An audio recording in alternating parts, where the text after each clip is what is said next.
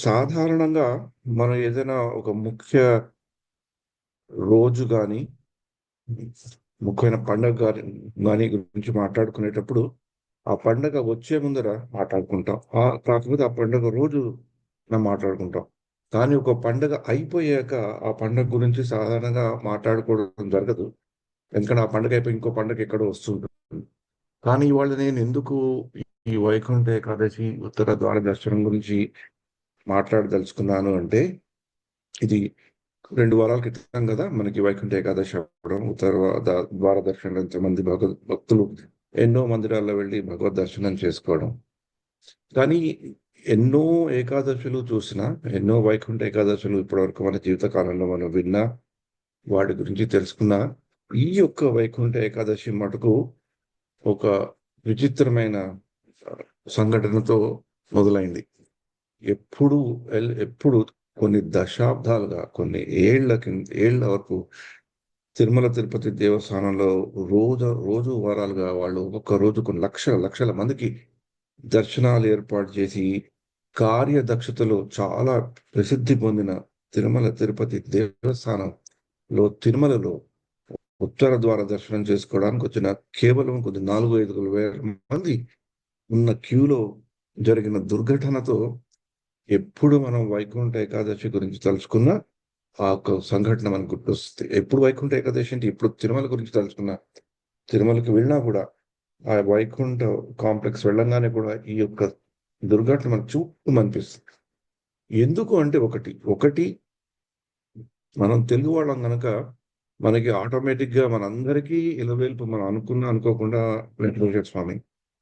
అది కాకుండా తెలుగు వాళ్ళం గనక తిరుమల తిరుపతి దేవస్థానం అనే ఒక వ్యవస్థ కూడా మనతో పాటు ఉండేది. మనకెంతో చాలా దగ్గరగా ఉన్నట్లు అనిపిస్తుంది.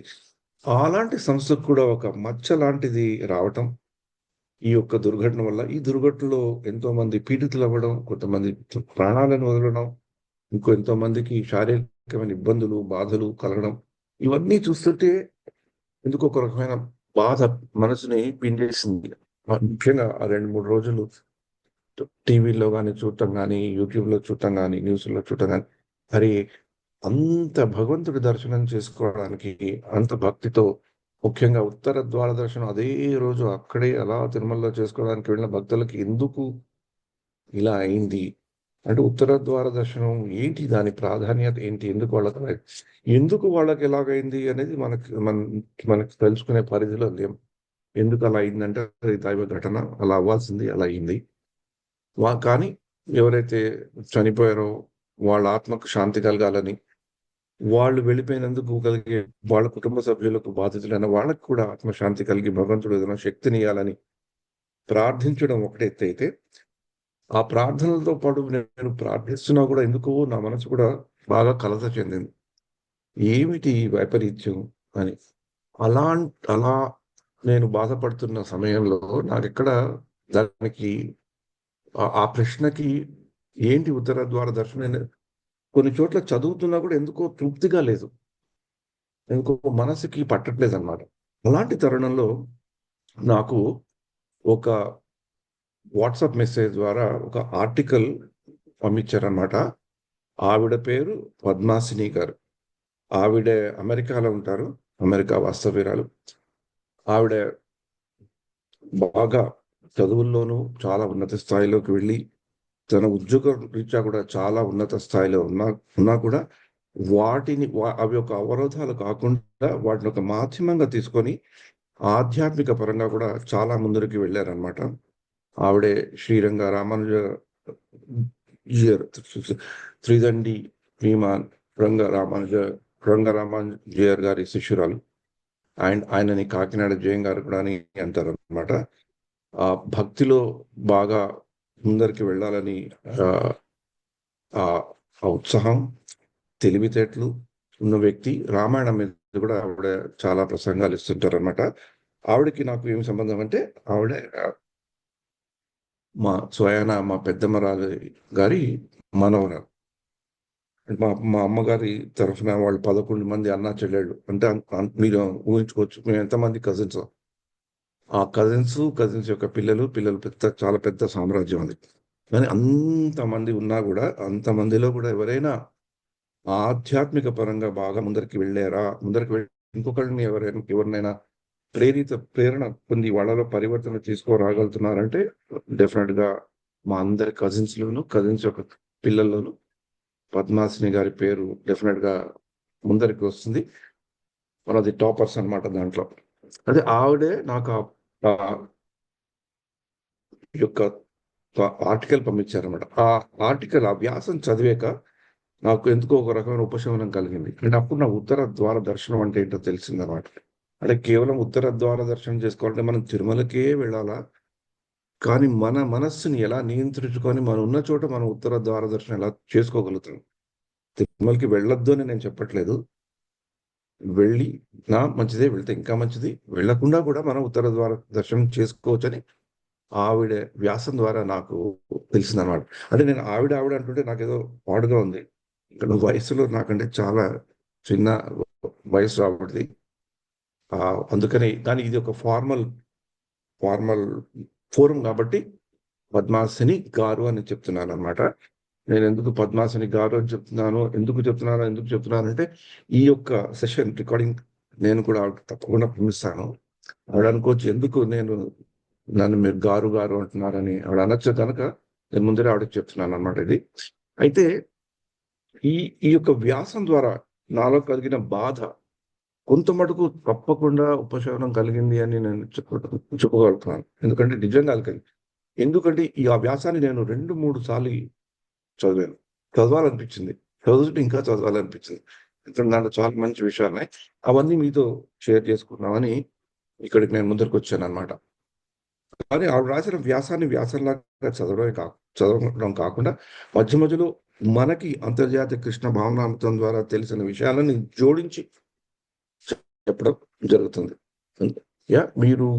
మీకు ఉత్తర ద్వార దర్శనం అంటే ఏంటి అనేది నిజంగా తెలుసుకోవాలి అనుకుంటే ఇప్పుడు నేను చెప్పేది మీరు శ్రద్ధతో వినవచ్చు. దాని మీద ఇంట్రెస్ట్ లేదు, కేవలం ఉత్తర ద్వార దర్శనం అంటే గుడికి వెళ్ళి ఓని అక్కడ దేవుడి దర్శనం చేసుకుని నేను ఉత్తర ద్వార దర్శనం నుంచి వెళ్ళాను కనుక నాకు భగవంతుడు నా జీవితం అనే పాస్పోర్ట్ లో వైకుంఠం అనే వీసా నాకు స్టాంప్ వేసేస్తారు, నాకు ఇంకేం పర్వాలేదు అనుకుంటే ఈ యొక్క వ్యాసము నచ్చదు, చెప్పే వాళ్ళు నచ్చరు, చెప్పే విధానం కూడా నచ్చదు. అది మీరు డిసైడ్ చేసుకోండి మీకు ఏది కావాలో అనేది. అంటే ఇప్పుడు మనకి ఫస్ట్ ఈ ఏకాదశి ఎప్పుడు వస్తుందని తెలుసుకోవాలి. ఒకటి మన సౌరమానం ప్రకారం అంటే సోలార్ జోడైక్ చెప్తారు కదా, సౌరమానం ప్రకారం సూర్యుడు ధనస్సు అనే రాశిలో ప్రవేశించడమే ధనుర్మాసం. ఆ ధనుర్మాసాన్ని మనం తిరుప్పావై కూడా చదువుకుంటాం. ఆ ధనుర్మాసంలో వచ్చే శుక్లపక్ష ఏకాదశి నాడు వచ్చే ఏకాదశిని వైకుంఠ ఏకాదశి అంటారు. కొంతమంది ముక్కోటి ఏకాదశి కూడా అంటారు. అంటే మరి ఈ రాశి ఏంటి అనేది కూడా మనం తెలుసుకోవాలి. ఎందుకు ఈ రాశిలోనే ఇలా వచ్చింది అని. అంటే మనకి జ్యోతిష్యంలో అంటే ఎస్ట్రాలజీ అంటారు కదా, దాంట్లో మనకి 12 రాశులు ఉన్నాయి చెప్తారు. మేషము, వృషభము, మిథునము, కర్కాటకము, సింహము, కన్య, తుల, వృషిక, ధనుస్సు, మకర, కుంభ, మీన ఇవన్నీ చెప్తుంటారు మనకి. మనం బాగా కొంతమంది మన రాశి ఫలాలు కూడా చూసుకుంటుంటాం.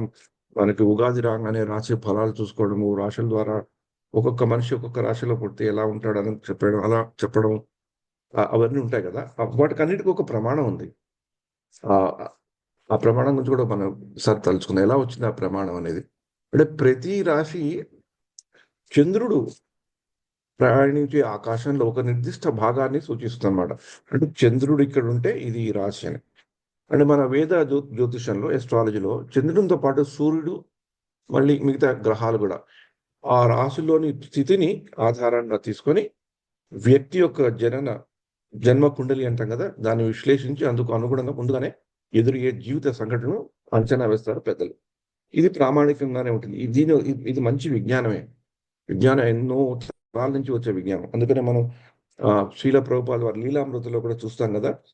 శ్రీల ప్రభుపాల్ వారు పుట్టినప్పుడు వాళ్ళ ఫాదర్ గోవర్మోహన్ దేవ్ ఒక ఎస్ట్రాలజర్ చెప్పడం, జ్యోతిష్ శాస్త్రం చెప్పడం, ఆయన చెప్తారన్నమాట. ఇతను పెద్దగా ఓ మహా వ్యక్తి అయ్యి భగవంతుడి యొక్క నామాన్ని దూరంగా ఉన్న ఎన్నో దేశాల్లో ప్రచారిస్తారని.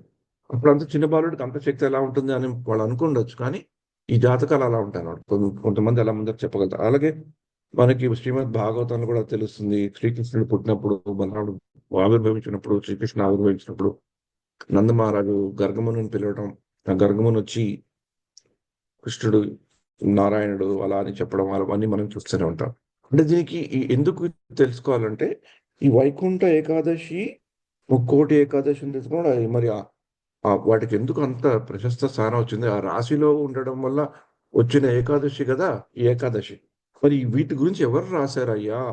ఎవరెవరు చెప్పారు మనకని తెలుసుకుంటే, మనకి ఎవరైనా పెద్దలు, ఇంకోటి పెద్దలు దీని గురించి చెప్తుంటే నమ్మకంగా ఉంటుంది. అంటే పాటగా రాసినవి కావు ఇవన్నీ. మనకి పరాశర మునియే స్వయంగా బృహత్ ప్రసార ఘోర శాస్త్ర అనే గ్రంథం రాశారు. ఆయన రాసిన గ్రంథం బట్టి ఈ యొక్క వైదిక పరమైన ఈ యొక్క ఎస్ట్రాలజీ అంటారు కదా, జ్యోతిష్ శాస్త్రం అనేది వెలువడింది. ఆయనే ఈ 12 రాశులు ఉంటాయని, ఆ 12 రాశులు ఇలా తిరుగుతుంటాయని, ఆ తిరిగే ప్రక్రియని బాగా రాశారు. అంటే ఎవరైనా జ్యోతిష్ శాస్త్రం చదువుకుంటారు అంటే మనకి ఆ పరాశర ముని ఇచ్చిన అవి గుర్తొస్తాయన్నమాట. మనకి పరాశర ముని అనంగానే ఏం గుర్తొస్తుంది? ఎవరికైనా చెప్పగలుగుతారా?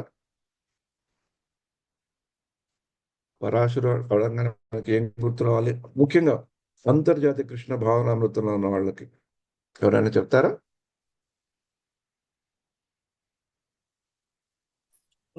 హరే కృష్ణ ప్రభు, వ్యాసదేవ్ వాళ్ళ నాన్నగారు ప్రభు. Very good. వ్యాసదేవుల వారు. భాగవతం వ్యాసదేవుల వారి నాన్నగారు అంటే వ్యాసదేవుల వారి నాన్నగారు అయితే, అదే కాకుండా పరాశర ముని విష్ణు పురాణంలో భగవంతుడు ఎవరు అని ఒక డెఫినేషన్ ఇచ్చారు. అది శ్రీల ప్రభుపాద వారి వల్ల మనకి దొరికింది. ఐశ్వర్యస్య సమగ్రస్య వీర్యస్య యశస్య శ్రియ జ్ఞాన వైరాగ్యో చైవ సన్నం భాగ ఇతిన్గణ.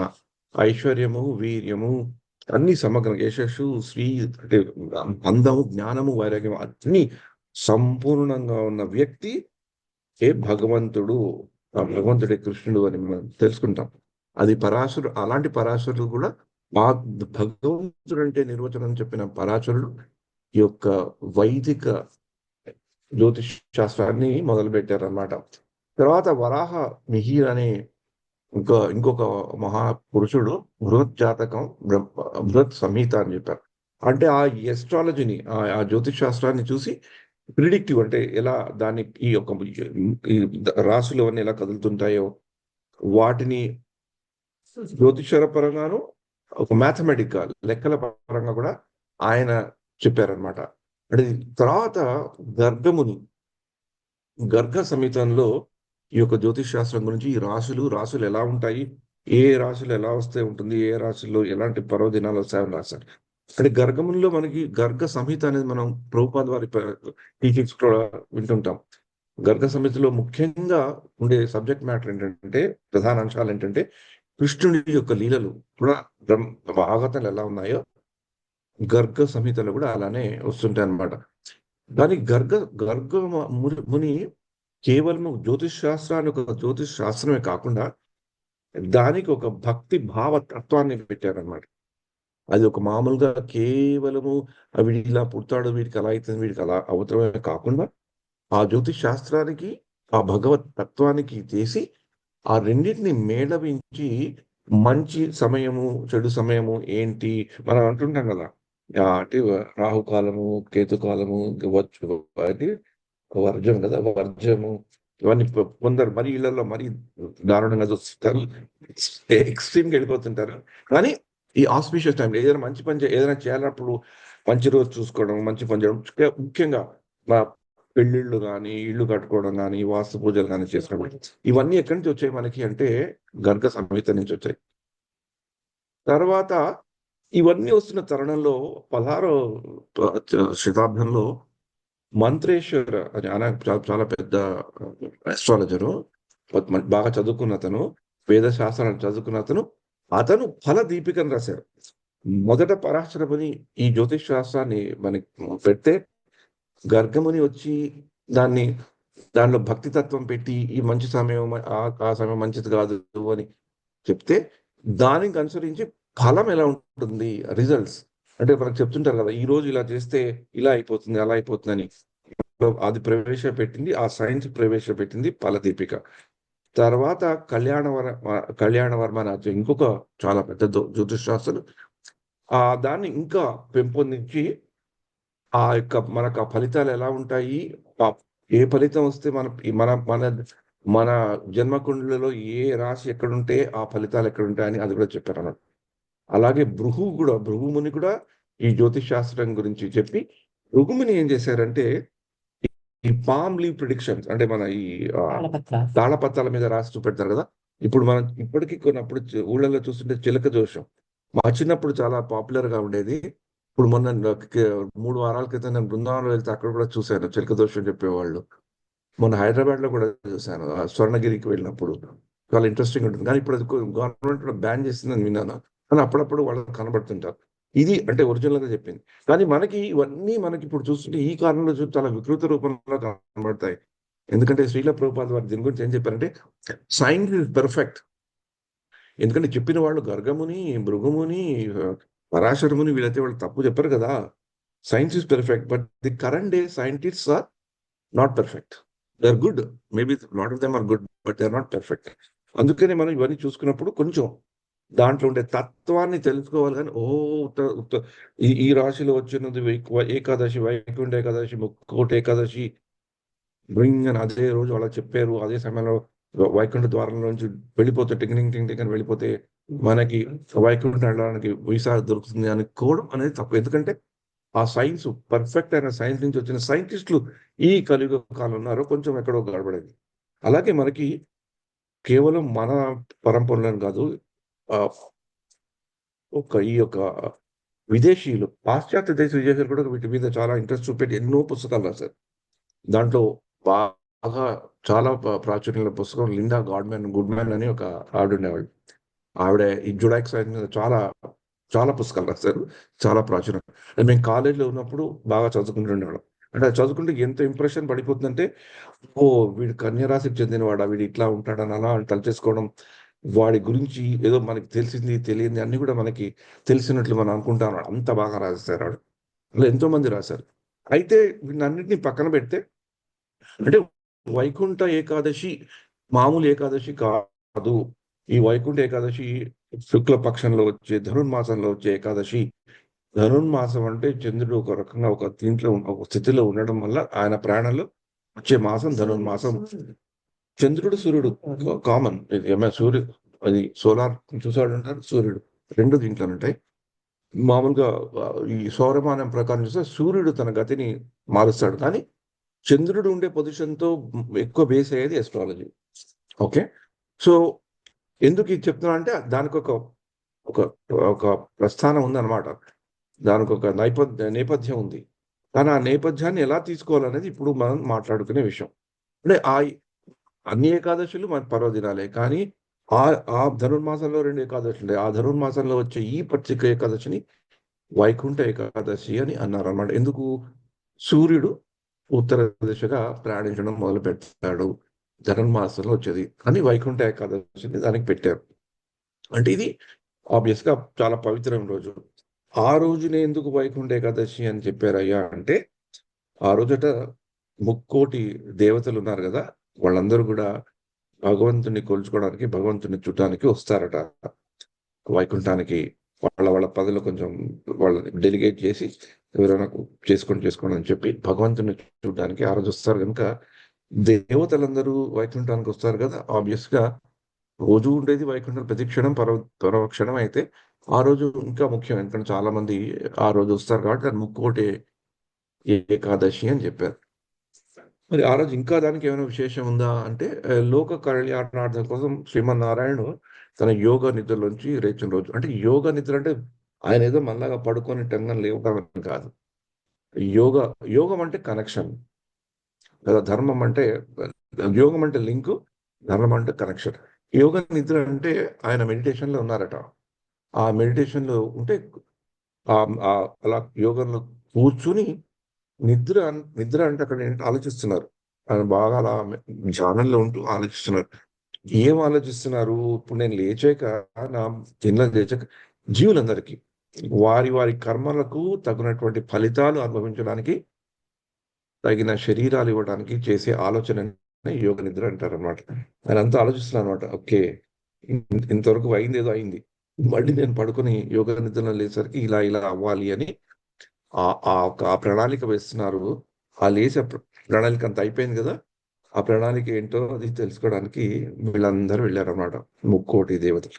మనకి ముక్కోటి దేవతలు అనగానే ఘంటసాల గారి పాట గుర్తొస్తుంది. ముక్కోటి దేవతలు ఎక్కడున్నారు, చక్కని పాపను ఇక్కడి నుంచి ఒక్కటైనారు, చక్కని పాపను ఇక్కడి ఉంచారు అని అని వేడుకుంటూ, భగవంతుని వేడుకుంటూ మన కష్టాలన్నీ తీర్చేది అతనే అని చెప్తారు.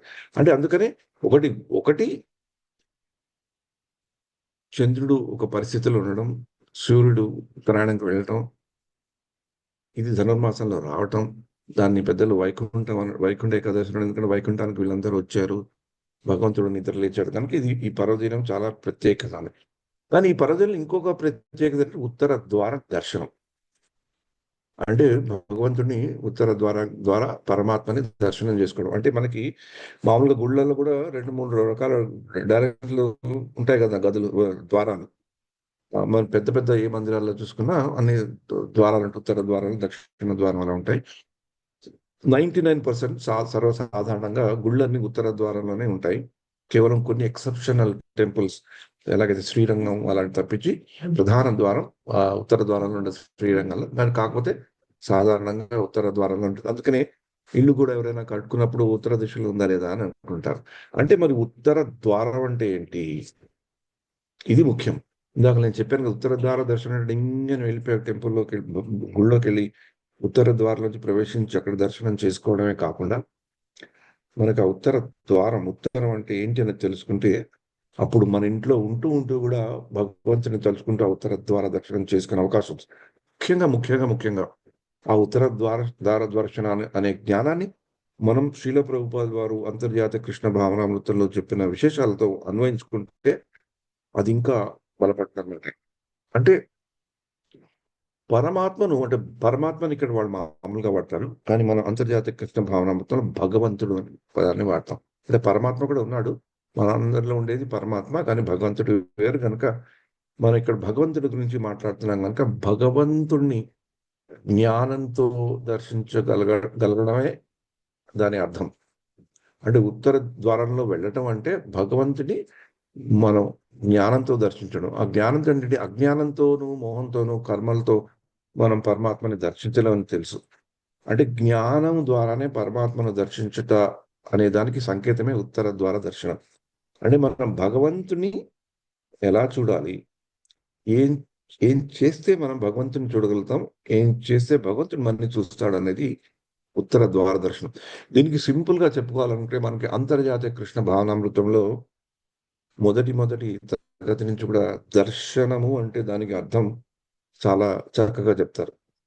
మామూలుగా సర్వసాధారణంగా ఇప్పుడే ఇందాకలే రేవతి మాతాజీ, అంటే మీ రేఖా మాతాజీ, దామోదరి మాతాజీ గుడికి వెళ్ళారు. వాళ్ళ గుడికి వెళ్ళాక నేను వాళ్ళని ఇంకొక అక్కడ షాపింగ్ మాల్ దగ్గర కలిసి వాళ్ళని తీసుకుని వెళ్ళాను. కారులోకి ఎక్కగానే మాకు దర్శనం బాగా అయిందన్నారు. ఇది సర్వసాధారణంగా మనం చెప్పుకుంటాం. దర్శనం బాగా మనకు అవ్వడం ఏంటి, ఏదో మనం భగవంతుడి మూల విగ్రహం చూసేసి మనకి దర్శనం అవుతుంది అనుకుంటామే, అది కేవలం కళ్ళ.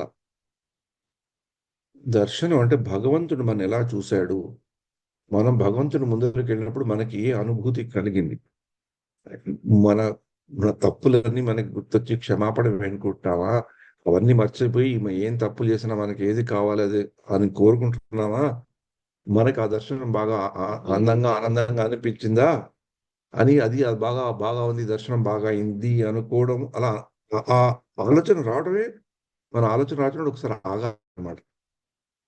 భగవంతుడు ఎప్పుడైతే మనని చూస్తాడో, ఆ భగవంతుడు మనని చూసినప్పుడు మనకి ఏదైనా అద్భుతమైన అనుభూతి కలిగిందో అప్పుడు మనం అనుకోవచ్చు, అరే బాప్రే మనకి దర్శనం బాగైందని. అంటే భగవంతుడికి నచ్చింది అనమాట మనం రావటం. లేకపోతే భగవంతుడికి నచ్చినట్లే. 99% నేను అట్లీస్ట్ ఎన్నిసార్లు వెళ్ళినా భగవంతుడికి డెఫినెట్ గా నచ్చుతుందని నాకు తెలుసు కాబట్టి నాకు దర్శనం బాగైందని ఎప్పుడు సర్వసాధారణంగా నేను చెప్పుకోను. ఎందుకంటే మనలో భగవంతుడి దగ్గరికి వెళ్ళినప్పుడు మనకు తెలుసు, భగవంతుడు మనని చూస్తే మనలో ఏం చూస్తాడు, ఏం చూడగలడు అనేది తెలుసు కాబట్టి. అంటే ఇది చాలా పెసిమిస్టిక్‌గా తప్పుగా తీసుకోకండి. దీని అర్థం తెలుసుకుంటే దర్శనం నేను చూసింది కాబట్టి నేను ఎంత బాగా చూసాననేది కాదు. భగవంతుడు నన్ను ఎలా చూసాడనేది మనం తెలుసుకుంటే, అరే! నేను వచ్చేసారి భగవంతుడి దర్శనానికి వెళ్ళినప్పుడు ఏదైనా కొంచెమైనా నాలో పరివర్తనలో మార్పు కలిగి, ఒక మంచి దిశలో నేను వెళ్ళాలి అని భగవంతుడి దగ్గరికి మనం వెళ్తే, ఆయనకి నమస్కరిస్తే అది ఉత్తర ద్వార దర్శనం అయితుంది. ఉత్తర ద్వారం నుంచే వెళ్ళాలని కాదు. ఆ జ్ఞానం అనేది మనకి రావాలి. అది ముఖ్యమైనది. అంటే ఇంకొకటి ఉత్తర ద్వార దర్శనానికి ఇంకొక పాపులారిటీ ఎందుకు వచ్చిందంటే, ఒకటి జ్ఞానంతో భగవంతుడిని దర్శించేది ఉత్తర ద్వార దర్శనం. ఉత్తరం జ్ఞానానికి సంకేతం. అందుకని మనకు శ్రీమద్ భాగవతంలో కూడా చూస్తుంటాం కదా! ఈ ఋషులు గాని ఏదైనా సన్నివేశాలైనప్పుడు ఉత్తర ద్వారం ఉత్తర దిశగా వెళ్ళారు అంటారు. మనకి విదురుడు ధృతరాష్ట్రుని దులిపేసి ఆయన ఇంకెక్కడికనో హస్తినాపురంలోకి వెళ్ళు అంటే, మనకి భాగవతంలో వస్తుంది. ఉత్తర దిశగా వెళ్ళారు అని. ఉత్తర దిశగా అంటే అది ఆ రోజుల్లో హిమాలయాలు అవి ఉన్నాయి. అవి కూడా ఉండొచ్చు. గంగా, యమున అవన్నీ కూడా అక్కడి నుంచే వస్తాయి కాబట్టి ఉత్తర దిశలో వెళ్లి అక్కడ ధ్యానించుకోవడం అనేది జ్ఞాన సముపార్జనకి చాలా అనుకూలమైన ప్రదేశం. అలాగే మనకి ఇప్పుడు రామాయణంలో కూడా చూసిన అయోధ్య అన్ని ఉత్తరంలోనే ఉన్నాయి కదా! మరి దక్షిణంకి వచ్చాడంటే కొంచెం అజ్ఞాన పరిస్థితి అనే కదా! అక్కడ కొట్టి దక్షిణంలో అజ్ఞానాన్ని తీసేసి మళ్ళీ ఆయన ఉత్తర దిశగా వెళ్ళారు. So, it's very interesting thing. అది ఉత్తరానికి ఒక జ్ఞానంకి ఒక అవినాభావ సంబంధం. ఇంకొక అర్థం మనకు బాగా నచ్చే అర్థం అండి ఇది. ఇంకో అర్థం ఏంటంటే ఉత్తరానికి అధిపతి కుబేరుడు. వావ్! కుబేరుడు అనంగానే మనకేంటి ధనాధిపతి ధనం గుర్తొస్తాయి కదా! అందుకని ఇక్కడ వాస్తు శాస్త్రం కూడా చాలా ప్రామాణికమైన శాస్త్రం. కానీ ఈ రోజుల్లో కలియుగంలో అన్ని కల్తీ అయినట్లు వాస్తు శాస్త్రం కూడా కొంచెం బానే కల్తీ అయిందనే తెలుసుకోవాలి. కానీ కల్తీ అయినప్పుడు అందరికీ ఒక వాస్తు మీద చాలా పట్టు ఉన్నట్టే తెలుస్తుంది. ప్రతి ఒక్కళ్ళు వాస్తు గురించి మాట్లాడతారు. అది వెరీ ఇంట్రెస్టింగ్. అందరికీ వాస్తు బాగా తెలుసు అనుకుంటారు. అది చాలా ఇంట్రెస్టింగ్. అయితే ఇంటికి వెళ్ళగానే చూస్తారు ఉత్తర దిశగా ఉందా? నార్త్ ఈస్ట్‌లో ఉందా? ఆగ్నేయం కదా! నార్త్ ఈస్ట్ అంటే ఆగ్నేయంలో ఉందా అని చూస్తుంటారు కదా! ఎందుకు? ఆ ఉత్తర దిశలో ఉంటే భగవంతుడిని జ్ఞానపథంగా దర్శించాలని కాదు.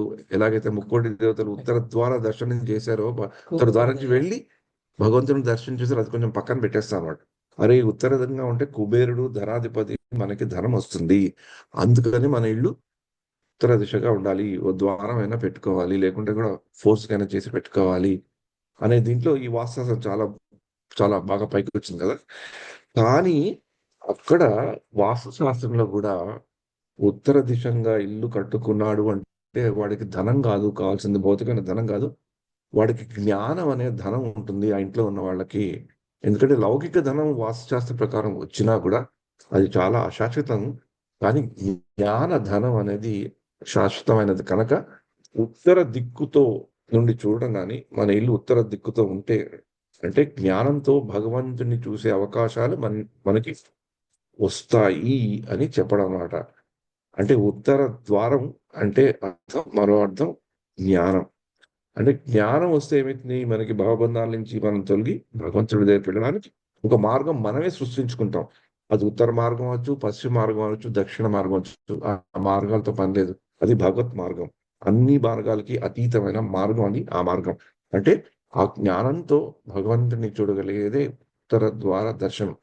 అంతర్జాతీయ కృష్ణ భావనామృతంలో శ్రీల ప్రభుపాదుల వారు ఎంతో శ్రమపడి ఎన్నో పుస్తకాలు, ఎన్నో వేల, లక్షల పేజీల ప్రసంగాలు ఆయన రాశారు అంటే, ఆ జ్ఞానాన్ని భక్తితో కూడిన జ్ఞానాన్ని మనకు అందియడానికే రాశారు గదా! అంటే శ్రీల ప్రభుపాదుల వారు రచించిన ప్రతి ఒక్క భాష్యాన్ని మనం తలుచుకున్నప్పుడు, దాని గురించి చదువుకుంటున్నప్పుడు, మనకి కూడా ఎక్కడో అక్కడ భగవంతుడితో సంబంధం ఏర్పడి, మనకి కూడా ఆ ఉత్తర ద్వార దర్శన కవాటాలు తెరుచుకుంటున్న ఆయన భావన మనకు కలిగి అదే చిత్తశుద్ధితో మనం ఆయన చెప్పిన విషయాలను తలుచుకుంటే, మనకి ఆ జ్ఞానంతో పాటు ఉండే భక్తి వస్తుంది. దానికి ఎక్కడో అక్కడ మనకి ఒక ఆచార్యుడు ఒక అనుగ్రహం కావాలి. ఆచార్యుడు నుండి ఒక ఆధ్యాత్మిక ఆచార్య కావచ్చు. ఎలాగైతే పద్మాసిని గారు నాకొక ఆచార్య రూపంలో వచ్చి, నా మనస్సు కలతగా ఉంటే, ఆ ఉత్తర ద్వార దర్శనం ఏంటి అని నేను కలత చెందుతూ ఉంటే, ఆవిడొక ఆచార్య రూపంలో వచ్చి నాకు ఆ ఉత్తర ద్వార దర్శనం గురించి వ్యాసం రాయటం, నేను అది మీకు చెప్పటం జరిగింది. ఈ మధ్య కాలంలో నేను ఒక రాధేశ్యామ్ ప్రభు గారి ప్రసంగం ఏంటంటే ఈ ఆచారాల గురించి చాలా చక్కటి విషయం చెప్పారు. చెప్పావా? ఓకే. నువ్వు చెప్పావా? ఓకే. అంటే నీ క్లాస్‌లో అంటే ఎలాగైతే చెట్టుకి వేళ్ళకి నీళ్లు పోసే చెట్టు అంతా బాగా వృద్ధి చేస్తుంది అనుకుంటాం గదా! అలాగైతే అలా పోయాలనుకుంటే చెట్టుని పెగిలించి మళ్ళీ చెట్టుకి నీళ్లు పోసి మళ్ళీ చెట్టుని గుర్తులా పెట్టేయొచ్చు కదా! అలా చేస్తే చెట్టు బతుకుతుందా? చెట్టు చచ్చిపోతుంది. చెట్టుకి దేనికి నీళ్లు కావాలి? వేళ్ళకి నీళ్లు కావాలి. కానీ మనకి వేళ్ళు అందుబాటులో ఉంటాయా? ఉండవు.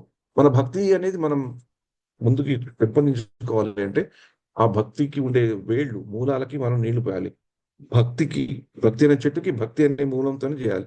ఇలాగైతే ఉపాయం ఒకటే అనుకుంటాం. అలా పోయడానికి చెట్టు నిలబడాలి గదా! నిలబడాలంటే చెట్టు చుట్టూ మట్టి ఉండాలి. ఆ మట్టి ఉంటుంది. సాధారణంగా మట్టిని గట్టిగా పెట్టుకుంటే చెట్టు బాగా ఉంటుంది. మరి ఆ మట్టి మట్టి మీద ఏం చేస్తాం మనం? నీళ్లు పోస్తాం. అంతే గదా! మనం పోసే సేవ. నీళ్లు పోయడం అంటే ఆ సేవ. మన సేవలని, మన చిత్తశుద్ధితో మనం చేసే సేవల్ని, మనం భగవంతుని చేసే ప్రార్థనలనండి, సేవనండి, మన మన మనం కో మన మన మనం అడిగే కోరికలను ఇవన్నిటిని ఆ మట్టి ఏం చేస్తుంది? ఒక ఆచార రూపంగా వచ్చి చెట్టుని బాగా గట్టిగా పట్టి ఉన్న ఆ మట్టి మనం చేసుకునే ఫిల్టర్ చేస్తుందనమాట. ఏంటి ఎక్కడ వెళ్ళాలి అనేది. వెళ్ళి ఆ వేళ్ళకి ఇస్తుంది గనక మన భక్తి ఇంకా ముందరికి వెళ్తుంది. అంటే ఆచార దాంతో ఉంటుంది. ఆచార్యుడు ఒక మట్టిలాగా చెప్పడితే మనం చేసేది, మనం అడిగేవి, అడగబోయేవి, మనకు కావాల్సుకున్నవి, మనం చేయవలసిన సేవలన్నీ ఒక నీళ్ళైతే ఆ భక్తి భక్తిని బాగా పెంపొందడానికి వేళ్ళు మనకి సాధనాల కింద అయితాయన్నమాట. అలాగే ఈ జ్ఞానం వల్ల వచ్చే భక్తితో భగవంతుడిని ఎప్పుడైతే దర్శనం చేసుకుంటామో అది యాక్చువల్లీ ఉత్తర ద్వార దర్శనం. ఎందుకంటే ఉత్తరము అంటే అది జ్ఞానానికి సంకేతం. కాబట్టి ఈ జ్ఞానాన్ని దృష్టిలో పెట్టుకొని జ్ఞానంతో పాటే జ్ఞాన రూపిణిగా జ్ఞాన వృద్ధి పొందడానికి భగవంతుడిని దర్శించాలనే సంకేతాన్ని ఉత్తర ద్వార దర్శనంలో మనకు ఋషులు సూచించారు. అది దీని యొక్క మూలమైన సిద్ధాంతం. అందుకని మనకి జ్ఞానము అనంగానే భగవద్గీతలో 4వ అధ్యాయం పేరు ఆధ్యాత్మిక జ్ఞానం, ట్రాన్సెండెంటల్ నాలెడ్జ్ కదా! 4వ అధ్యాయం పేరు. దాంట్లో మనకి ముఖ్యంగా 4వ అధ్యాయంలో 34వ శ్లోకం చాలా ముఖ్యం. ఎలాగైతే పద్మాసని గారి దగ్గర నేను లేకపోయినా కూడా ఆవిడ నా దగ్గరికి వచ్చి నాకు ఏదైనా ఈ యొక్క మెసేజ్ పెట్టడం, ఆ మెసేజ్ చదువుకొని మీకు చెప్పడం ఎలాగైందో, పూర్వం రోజుల్లో జ్ఞానం సంపాదించుకునేవాళ్ళు జ్ఞానవంతుడి దగ్గరికెళ్ళేవాళ్ళు. ఇది చాలా మనకి బాగా భగవద్గీతలో వచ్చేది. 4వ అధ్యాయంలో 34వ శ్లోకం. తద్విద్ధి ప్రణిపాతేన పరిప్రశ్నేన సేవయా ఉపదేశంతి తే జ్ఞానం జ్ఞానినస్తత్వదర్శినః. గురువు దగ్గరికి వెళ్ళి సత్యము తెలుసుకోవడానికి ప్రయత్నించు. వినయముతో ఆయన దగ్గర విచారణ చేసి ఆయనకు సేవ చేయవలసింది. ఆత్మదర్శులు తత్వదర్శనం చేసిన కారణంగా నీకు జ్ఞానమును ఉపదేశిస్తారు. నెక్స్ట్ యజ్ఞాత్వా నా పునర్మోహం ఏవం యాస్యసి పాండవ ఏన భూతాన్యశేషాణి రక్షస్యాత్మన్యథో మయి. ఆత్మదర్శి అయిన మహాత్ముడి నుంచి నిజమైన జ్ఞానం పొందినప్పుడు నీవు తిరిగి ఇటువంటి మోహంలో పడవు. ఎందుకంటే ఆ జ్ఞానం ద్వారా నువ్వు జీవులందరినీ పరమాత్ముని అంశాలుగా అంటే నా వారిగా చూడగలుగుతావు. హరే కృష్ణ. ఇది మనకి భగవద్గీతలో జ్ఞానం గురించి చెప్పారు అన్నమాట. ఈ జ్ఞానం సంపాదించుకుంటే భక్తి అనేది ఆటోమేటిక్ గా వస్తుంది. అలాగే మనం శ్రీమద్ భాగవతంలో కూడా చూస్తాం. సనక కుమారులు అంటే సనందనాథులు విష్ణుమూర్తి దగ్గరికి వెళ్ళాలని వెళ్తారు కదా! అక్కడికి వెళ్తుంటే అక్కడ వాళ్ళు కూడా ఉత్తర ద్వారం నుంచి వెళ్తుంటారు. వాళ్ళకి ఉత్తర ద్వారం దగ్గర జ్ఞానవంతులు కదా! కానీ అక్కడ వాళ్ళకి ఉత్తర ద్వారంలో కొంచెం అవరోధాలు ఏర్పడతాయి. విజయాల ద్వారం భటులు వాళ్ళని అడ్డుకుంటారు. ఇది తెలిసిన కథ అంతా మనకు తెలిసింది. తర్వాత వాళ్ళు అడ్డుకోవడము, వాళ్ళు ఏం చేస్తారు? అరే మమ్మల్ని ఆపేస్తారా అని పక్కని వాళ్ళని ఏదో చెప్తారు. వాళ్ళు డింగ్ అని వైకుంఠం నుంచి కిందకి వచ్చేయడం జరుగుతుంది. దాంట్లో వదిలించారు పరమాత్మ ఏమైందని అప్పుడు భగవంతుడు రావడం వాళ్ళతో సంప్రదించడం అన్ని జరుగుతాయి. అంటే దీంట్లో ఉన్న అంతరార్థం ఏంటంటే పరమాత్మని అంటే భగవంతుడిని తెలుసుకోవాలన్నప్పుడు చేరుకోవాల్సిన గుణం సత్వగుణం. భావయత్వేన సత్వేన లోకాన్ వై లోక భావన లీలా అవతారనులతో దేవతిర్యన్ నరాదిషు.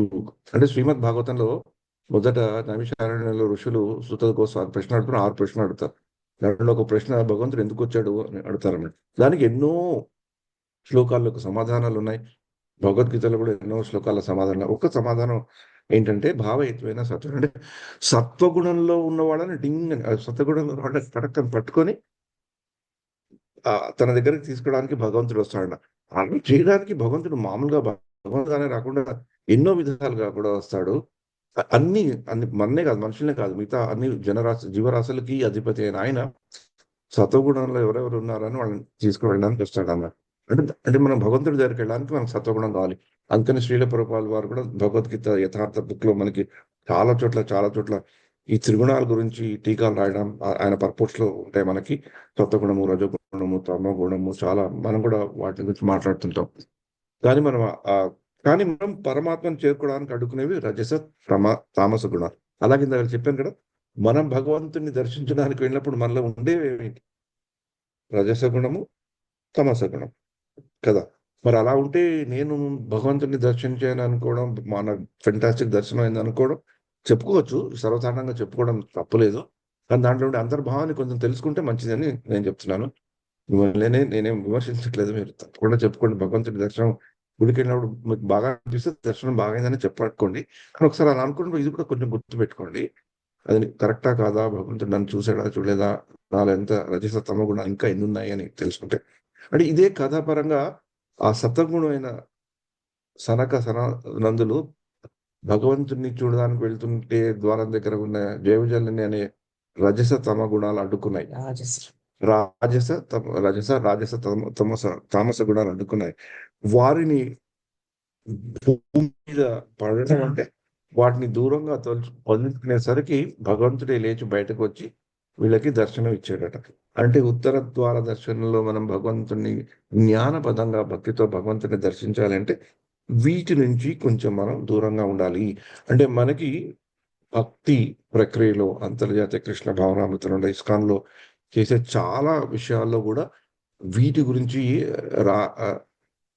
రజస్తమస్ గుణాల నుంచి ఎలా బయటపడాలి అనే దాని గురించి మనం చేసే చాలా వాటిలో ఉంటాయి కదా. జపం చేసుకోవడం దగ్గర నుంచి, కొంచెం పొద్దునే లేచి భగవంతుడి సేవ చేసుకోవడం దగ్గర నుంచి, మనం తినే పదార్థాలు ఎలా ఉండాలి, అండ్ పదార్థాలని భగవంతుడికి ఎలా అర్పించాలి, ఇవన్నిటివి ఎందుకు ఈ రజస్సు తమస్ గుణాలు తగ్గుతుంటే, సత్వగుణం మనలో ఎక్కుతుంటే, మనం భగవంతుడి దగ్గర అవుతుంటే మనకి కూడా భగవంతుడిని చూసుకున్నప్పుడు ఆ ఉత్తర ద్వార దర్శనం అనేది మనం ఎక్కడున్నా సరే, తిరుమలకే వెళ్ళక్కర్లేదు, ఇక్కడి నుంచి కూడా కొంచెం దాన్ని అనుభవించవచ్చు.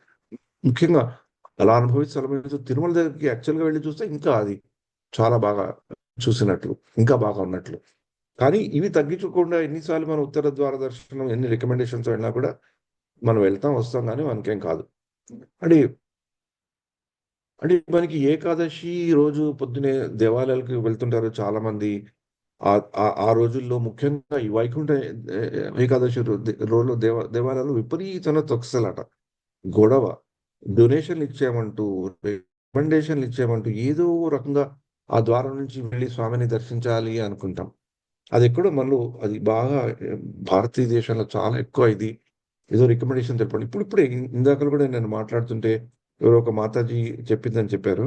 అదే నేను కుంభమేళాకి వెళ్ళాలనుకుంటున్నాను, నేను ఏదో రికమెండేషన్ తీసుకోవాలని ట్రై చేస్తున్నాను.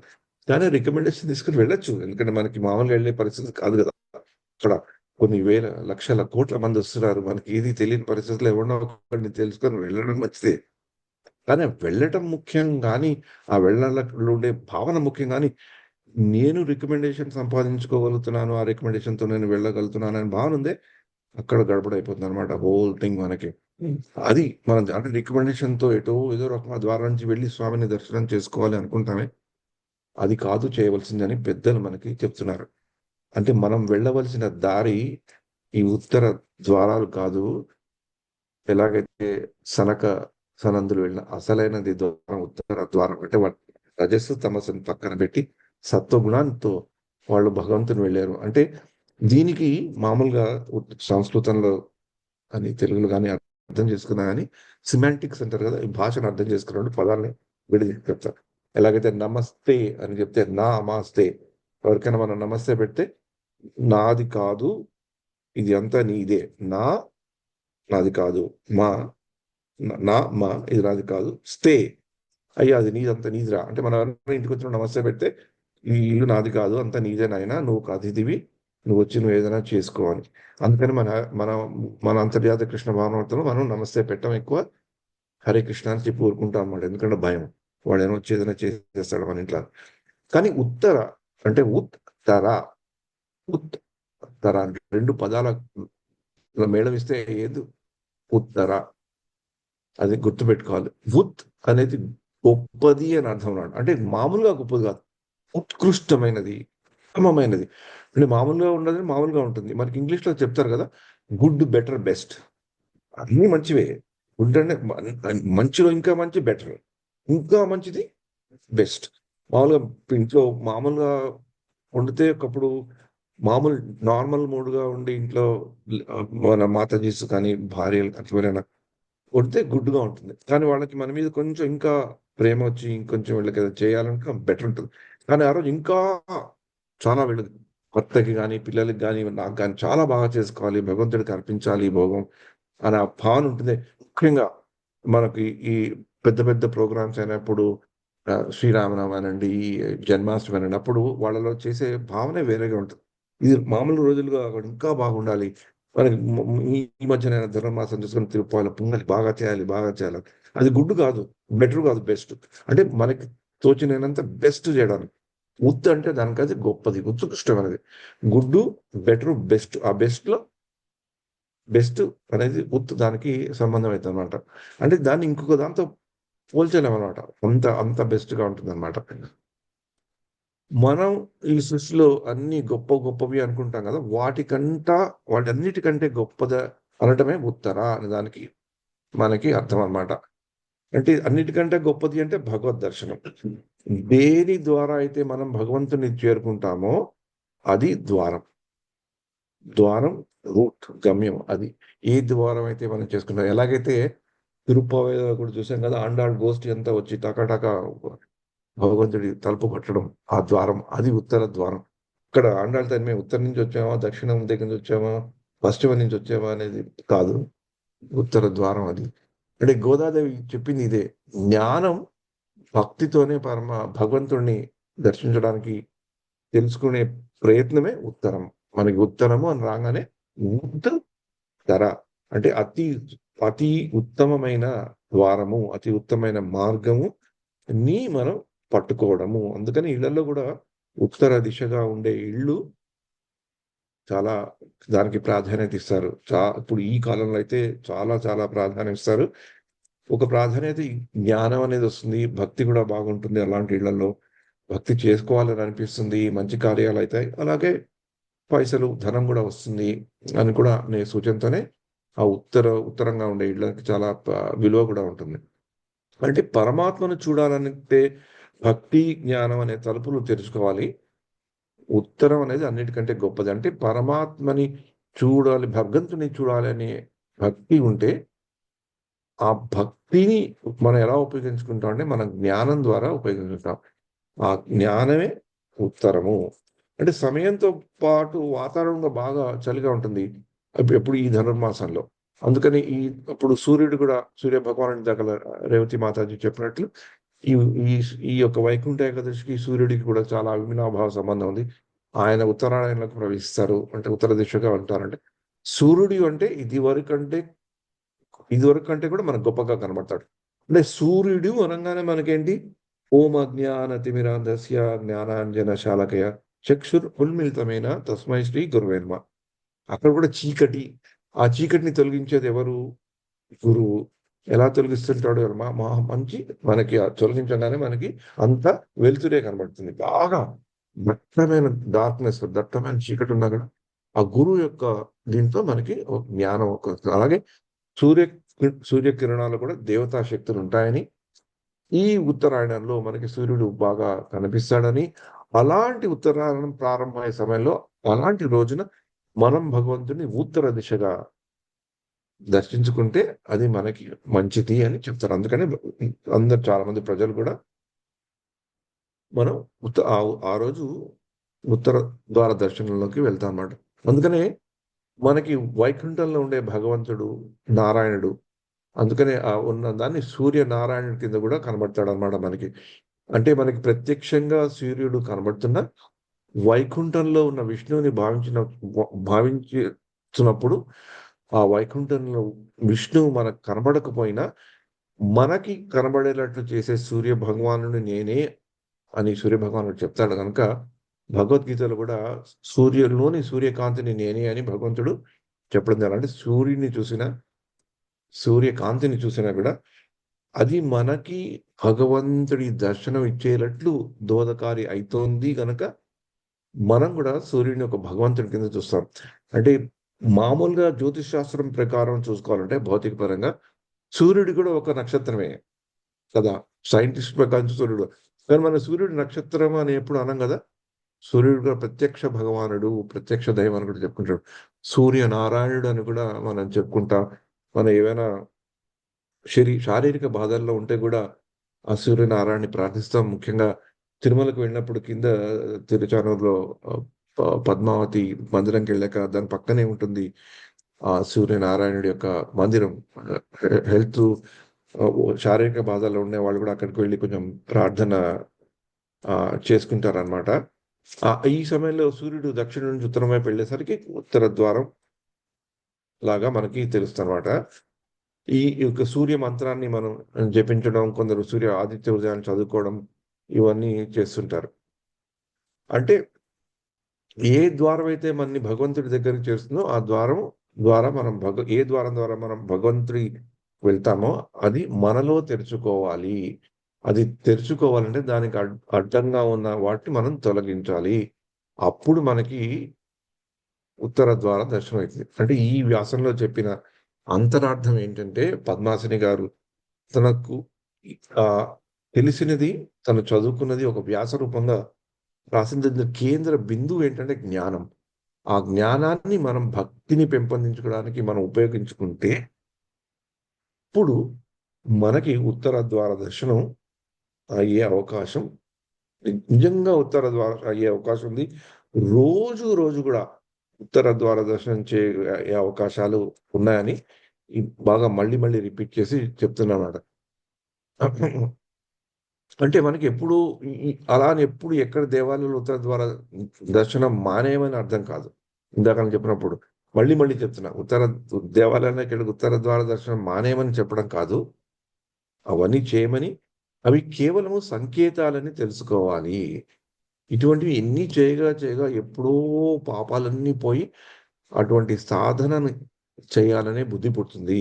అంటే మనకి ఎప్పుడో కాకుండా మన సౌభాగ్యం ఏంటంటే మనకి అంతర్జాతీయ కృష్ణ భావనామృతంలో శ్రీల ప్రభుపాల్ వారు మనకి కలియుగంలో ఏ యుగ ధర్మం పాటిస్తే ఆ ఎప్పుడో కాకుండా ఇప్పుడే అవుతుంది అని చెప్పేటట్లు శ్రీమద్ భాగవతంలో చెప్పినట్లు మనకి ఆ హరే కృష్ణ మహామంత్రం యొక్క విలువని చెప్పారు. కాబట్టి మనం ఎప్పుడో అయ్యేదానికంటే ఈ హరే కృష్ణ కృష్ణ కృష్ణ హరే హరే హరే రామ రామ రామ హరే హరే అని ఈ యొక్క కలియుగం ధర్మంలో మహామంత్రంగా చెప్పి ఈ మంత్ర సాధన చేస్తామో అప్పుడు మనకి ఇప్పుడే వస్తుంది. ఆ వచ్చేటట్టు చేస్తుంది. ఎప్పుడైతే మనం చేస్తూ మిగతా విషయాలను కూడా కొంచెం శ్రద్ధతో పాటిస్తామో అప్పుడు మనకి ఈ యొక్క ఉత్తర ద్వార దర్శనం అనేది కలుగుతుంది. అది చేయకపోతే మనం ఎన్నిసార్లు వెళ్ళినా ఎన్ని చేసినా కూడా మనకి కావాల్సింది మనకి ఉండదు. తర్వాత ఈ ప్రసంగంలో ఆవిడ ఏకాదశి గురించి కూడా చెప్పారు. దాని గురించి నేను ఎక్కువ చెప్పదలుచుకోలేదు, ఎందుకంటే మనం ఏకాదశి గురించి కూడా మామూలుగా చెప్పుకుంటుంటాము. ఏకాదశి అంటే మనకి 12 కదా. ఏకాదశి 11 సారీ 1 1 12 11 కదా. లెక్కలే మర్చిపోతుందంటే 1 1 11 అంటే మనలో అంటే మామూలుగా లెక్కల ప్రదంగా చెప్పుకోవాలంటే 5 జ్ఞానేంద్రియాలు, 5 కర్మేంద్రియాలు, ఒక మనసు, ఇవన్నీ కలిపితే 11 అవుతాయి. అంటే దీన్ని మనం వశంలో పెట్టుకుంటే అదే మనకి ఏకాదశి. అదే మనకు అందుకనే ప్రహ్లాదుడు కూడా చెప్పాడు కదా, కమలాక్షిని అర్చించు కరములు శ్రీనాథుని వర్ణించు జిమ అంటూ. మనకు అలాగే అంబరీష్ మహారాజ్ చరిత్రలో కూడా ఇలాంటి శ్లోకాలే వస్తాయి. ఇవన్నీ మన దగ్గరే ఉన్నాయి. ఇవన్నీ మనం సక్రమంగా చేసుకుంటే ఆ 12 రోజు వచ్చిన ద్వాదశి దగ్గరికి మనం ఈజీగా వెళ్ళగలుగుతాం. ఏకాదశి వ్రతం చేస్తే మనం ఎందుకు చేస్తున్నాం అంటే ఆ ద్వాదశిని మన దగ్గరికి మన ఆధీనంలో తెచ్చుకోవడం. ద్వాదశి తిథికి అధిపతి మహావిష్ణువు. అంటే మనం మహావిష్ణువు దగ్గరికి వెళ్ళాలంటే ఈ ఏకాదశి వ్రతం పాటించాలి. ఎలా పాటించాలి? మనం ఎలాగైతే మందిరంకి వెళ్ళి ఉత్తర ద్వార దర్శనం జ్ఞాన చక్షులతో జ్ఞానం భక్తి మీడిన జ్ఞానంతో మనం ఆ భగవంతుడి దర్శనం కొరకు ఏకాదశి రోజు ఆ ద్వారం నుంచి వెళ్తే వచ్చే రోజు వచ్చేది ద్వాదశి. ఆ ద్వాదశి తిథికి అధిపతి శ్రీ మహావిష్ణువు. అతను ఏకాదశికి అధిపతి అని మనం ఎప్పుడైతే తెలుసుకుంటామో ఏకాదశి మన ఉపాసన కూడా బాగైతుంది. మన మనసుకి ఎప్పుడైనా ఆ శరీరానికి కానీ ఏదైనా బాధలు ఉంటే కూడా ఇలాంటివి తలుచుకున్నప్పుడు ఇలాంటివి పాటించినప్పుడు శుద్ధి పొందుతారు అని ఆ పెద్దలు చెప్పినట్లు ఆ ఈ ఏకాదశి వ్రతం పాటించడం మనకి ముఖ్యంగా మనకి ఇస్కాన్ లో ఏకాదశి వ్రత విధానం గురించి చాలా చాలా మంది చెప్పడం అది ఇంతర్జాతీయ కృష్ణ భావనావర్తనలో రాగానే కూడా మనది చాలా మొట్టమొదటిగా మనం అవలంబించేది కొంచెం ఏకాదశి వ్రతం. ఏకాదశి గురించి చూడడం, చదువుకోవడం, చేయటం, ఒకళ్ళని చూసి ఇంకోళ్ళు బాగా మనం ప్రేరణ పొందడం కూడా జరుగుతుంది. అలాగే ఈ ఏకాదశి ఉపవాసము, ద్వాదశికి పూజకి అర్హతను కలిగించేది ఈ ఉత్తర జ్ఞానపరంగా ఉండే ద్వారం నుంచి దర్శనం అయితే, అలా ఇంద్రియాలు, మనస్సుని శుద్ధం చేసుకొని భక్తితో పాటు విన్న జ్ఞానం అనే ద్వారం కూడా మనం భగవంతుని చేరడానికి ప్రయత్నిస్తూ తరిద్దాం అని ఆశతో మనం ఈ యొక్క వ్యాసాన్ని గుర్తుపెట్టుకున్నాం. ఈ వ్యాసాన్ని మనకు అందించిన, నాకు అందించి, నా ద్వారా మీకు అందించిన పద్మాసని గారికి మళ్ళీ మళ్ళీ మళ్ళీ మన నమస్కారాలు, మన హరే కృష్ణ తెలుద్దాం. ఆవిడ ఇంకా ఇంకా బాగా ముందరికి వచ్చి ఇలాంటి వ్యాసాలు రాయాలని, భగవంతుడి గురించి చెప్పాలని మనం భగవంతుని ప్రార్థిద్దాం. ఎందుకంటే ఆవిడ రామాయణం గురించి చాలా చదువుకున్నారు. రామాయణం గురించి చాలా ప్రవచనాలు కూడా చేస్తుంటారు. కానీ ఏదైనా మనకు తెలిసింది మనం చెప్పినప్పుడు ఇంకొకరికి బాగా చెప్పగలుగుతాం కానీ మనకి దగ్గరగైన బంధువులకు చెప్తే ఎందుకో వినరు. అరే వీడేంట్రా మనకు చెప్పేది అనుకుంటారు. సర్వసాధారణంగా మన అందరిలో కూడా చూస్తుంటాం. దగ్గరగా ఉన్న వాళ్ళకి మనం we can't preach to those people who are very close to us. ఎందుకో వాళ్ళకి మనం చెప్పేది అంత నచ్చదు. నచ్చదనే గురి ఉండదు. కానీ పద్మాసని గారిలో నేను చూసింది ఏంటంటే మా బంధువుల్లో చాలా మందిని కూడా ఆవిడని మందుల్లో కూడా భక్తి అనే దానిలో వాళ్ళలో అంకురార్పణ చేయించి వాళ్ళలో పరివర్తన తీసుకొచ్చే శక్తి గల ఒక ప్రచారకుల్లాగా ముందరికి వెళ్తున్నారు. ఆవిడకి రామానుజయ్ గారు రంగ రామానుజయం గారి ఆశీస్సులు కూడా ఆవిడకి చాలా ఉన్నాయి. ఇంకా ముందరికి ఆవిడ వెళ్ళాలని మనం ఆవిడ గురించి కూడా ప్రార్థన. ఎంతో దూరంగా ఉన్నా ఆవిడ మీకు తెలియకున్నా నా ద్వారా ఆవిడ మీకు తెలిసింది కనుక ఆవిడ గురించి కూడా ప్రార్థించుకోండి. అదే మనకి ఈ మధ్య తిరుపావ అయింది కదా, అదే గోదాదేవి చూపెట్టిన మార్గం. ఉత్తర ద్వార దర్శనం ప్రతి పాశురంలోనూ మనకి గోదాదేవి చెప్పిన దాంట్లో వస్తుంది. ముఖ్యంగా ఆఖరి పాశురాల్లో ఎక్కడైతే శరణాగతి భావం బాగా బాగా పైన కనబడుతుందో, బాగా బాగా పైకి వస్తుందో అక్కడ గోదాదేవి మనకి చూపెట్టిన మార్గం ఉత్తర మార్గదర్శనం. అందరి గోష్ఠి వాళ్ళందరినీ పిలుచుకెళ్ళి టకాటక అందరినీ లేపి భగవంతుడి దగ్గరికి వెళ్ళి భగవంతుడి తలుపు కొట్టి అక్కడ ద్వారపాలకులను కన్విన్స్ చేసి లోపలికి వెళ్ళింది. అది ఉత్తర ద్వార దర్శనం.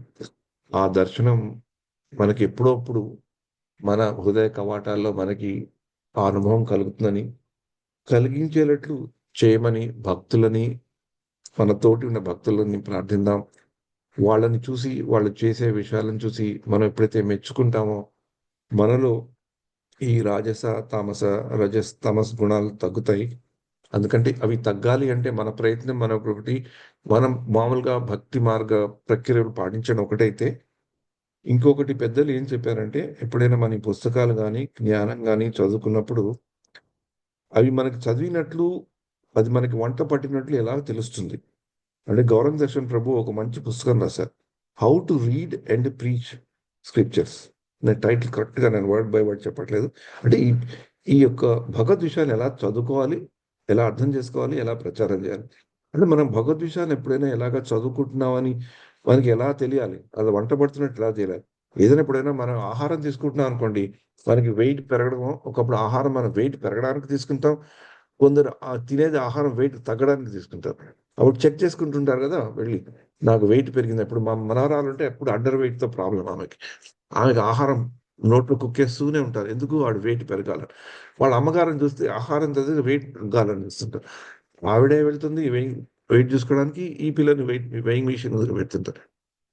ఎక్కాలన్నది కాదు, కానీ ఎలాగైతే మనం దాన్ని చూసుకుంటుంటామో, ఆ ప్రణాళిక వేసుకున్నప్పుడు మనం వెయిట్ తగ్గుతున్నా ఎక్కుతున్నాం అని చూసుకుంటాం. అలాగే మనం కూడా మనకి ఉత్తర ద్వార దర్శనం వైపు వెళ్తున్నామా లేవా, ఈ జ్ఞాన ప్రక్రియలో భక్తిని అన్వయించుకొని మనం చూసుకుంటున్నా లేవా అని తలుచుకోవాలనుకుంటే, గౌరంగ దర్శన్ బుక్ ప్రకారం మనకి అర్థమయ్యేది ఏంటంటే,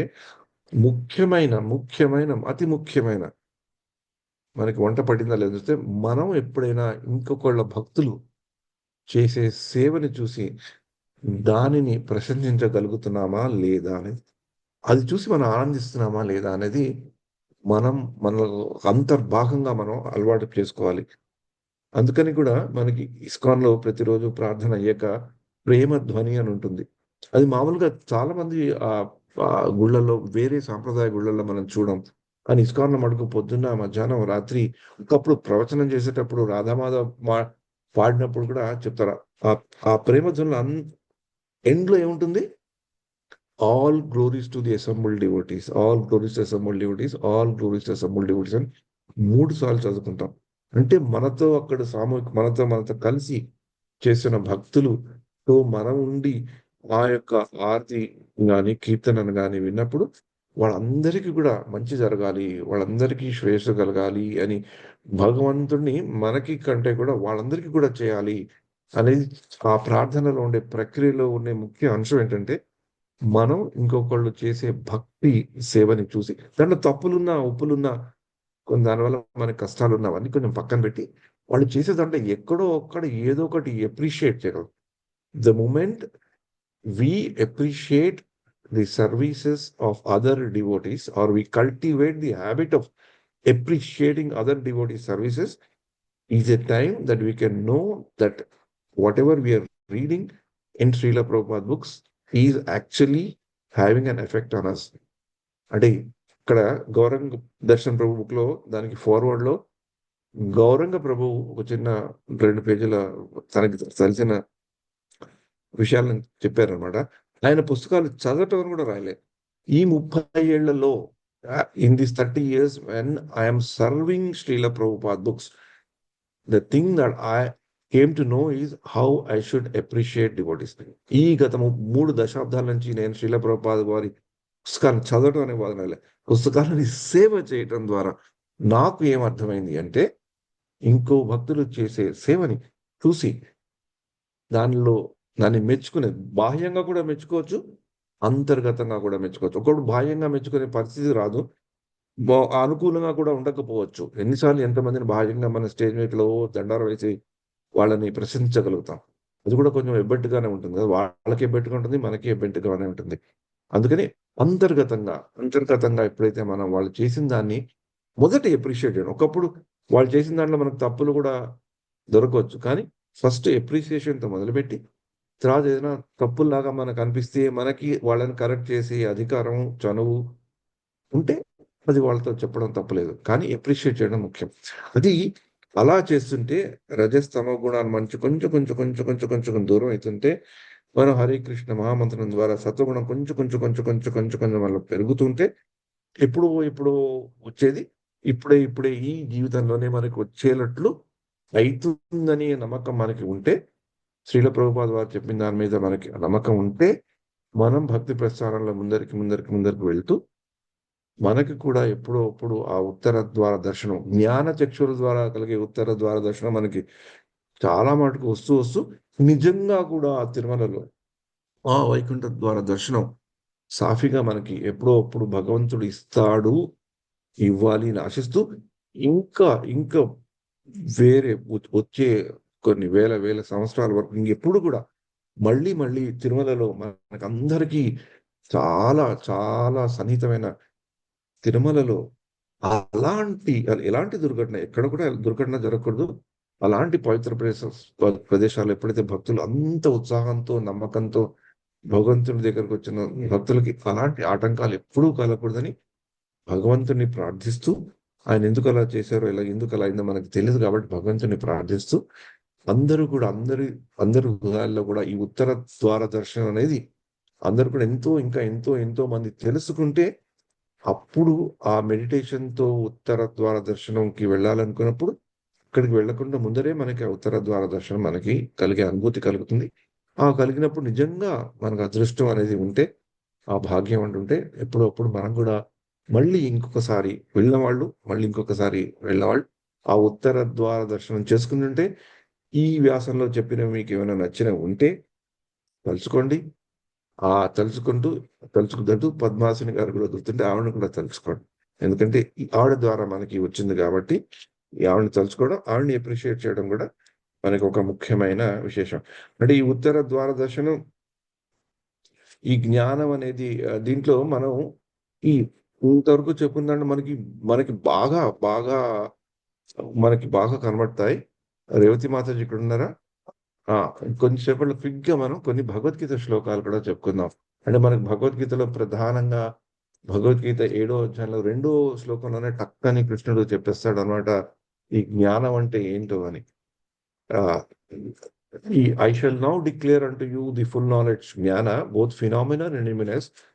this being known nothing further shall remain అని చెప్తారు. అది 7వ అధ్యాయంలో చాలా ఫేమస్. ఈ శ్లోకం గురించి శ్రీల ప్రభుపాద వారు చాలా సార్లు చెప్పారని కూడా మనకు తెలుస్తుంది. జ్ఞానం తేహం సవిజ్ఞానం ఇదం వక్ష్యామ్యశేషతః యజ్ఞాత్వా నేహ భూయోన్యత్ జ్ఞాతవ్యం అవశిష్యతే. అలాగే మనం జ్ఞానం ఒక బాట, అది ఒక భక్తికి పునాది అనే చెప్పదంట్లో అజ్ఞానం యొక్క నివృత్తి, సేవాభావన యొక్క ప్రవృత్తి, అవి రెండు మనకి ఎలా వస్తాయంటే భగవద్గీతలో మనం 19వ శ్లోకంలో కూడా శ్రీకృష్ణుడు చెప్తారు. అది వస్తుంది కానీ అంత ఈజీ కాదు. మనం కూడా కొంచెం కసరత్తు చేయాలి.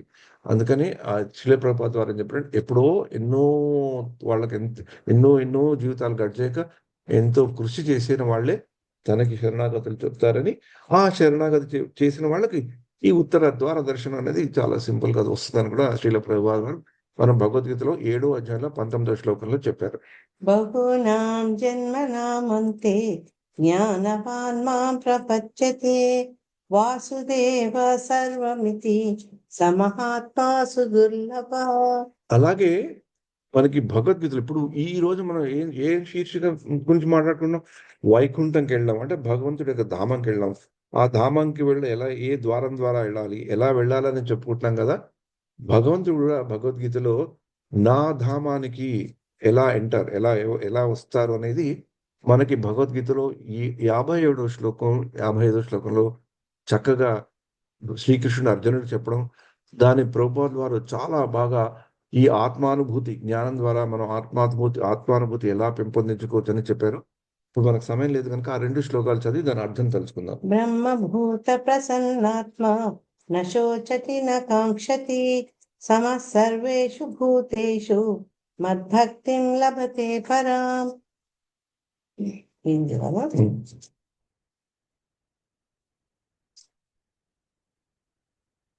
ఆ విధంగా దివ్యముగా నెలకొన్నవాడు శీఘ్రమే పరబ్రహ్మ అనుభూతిని పొంది పూర్తిగా ఆనందమయుడవుతాడు.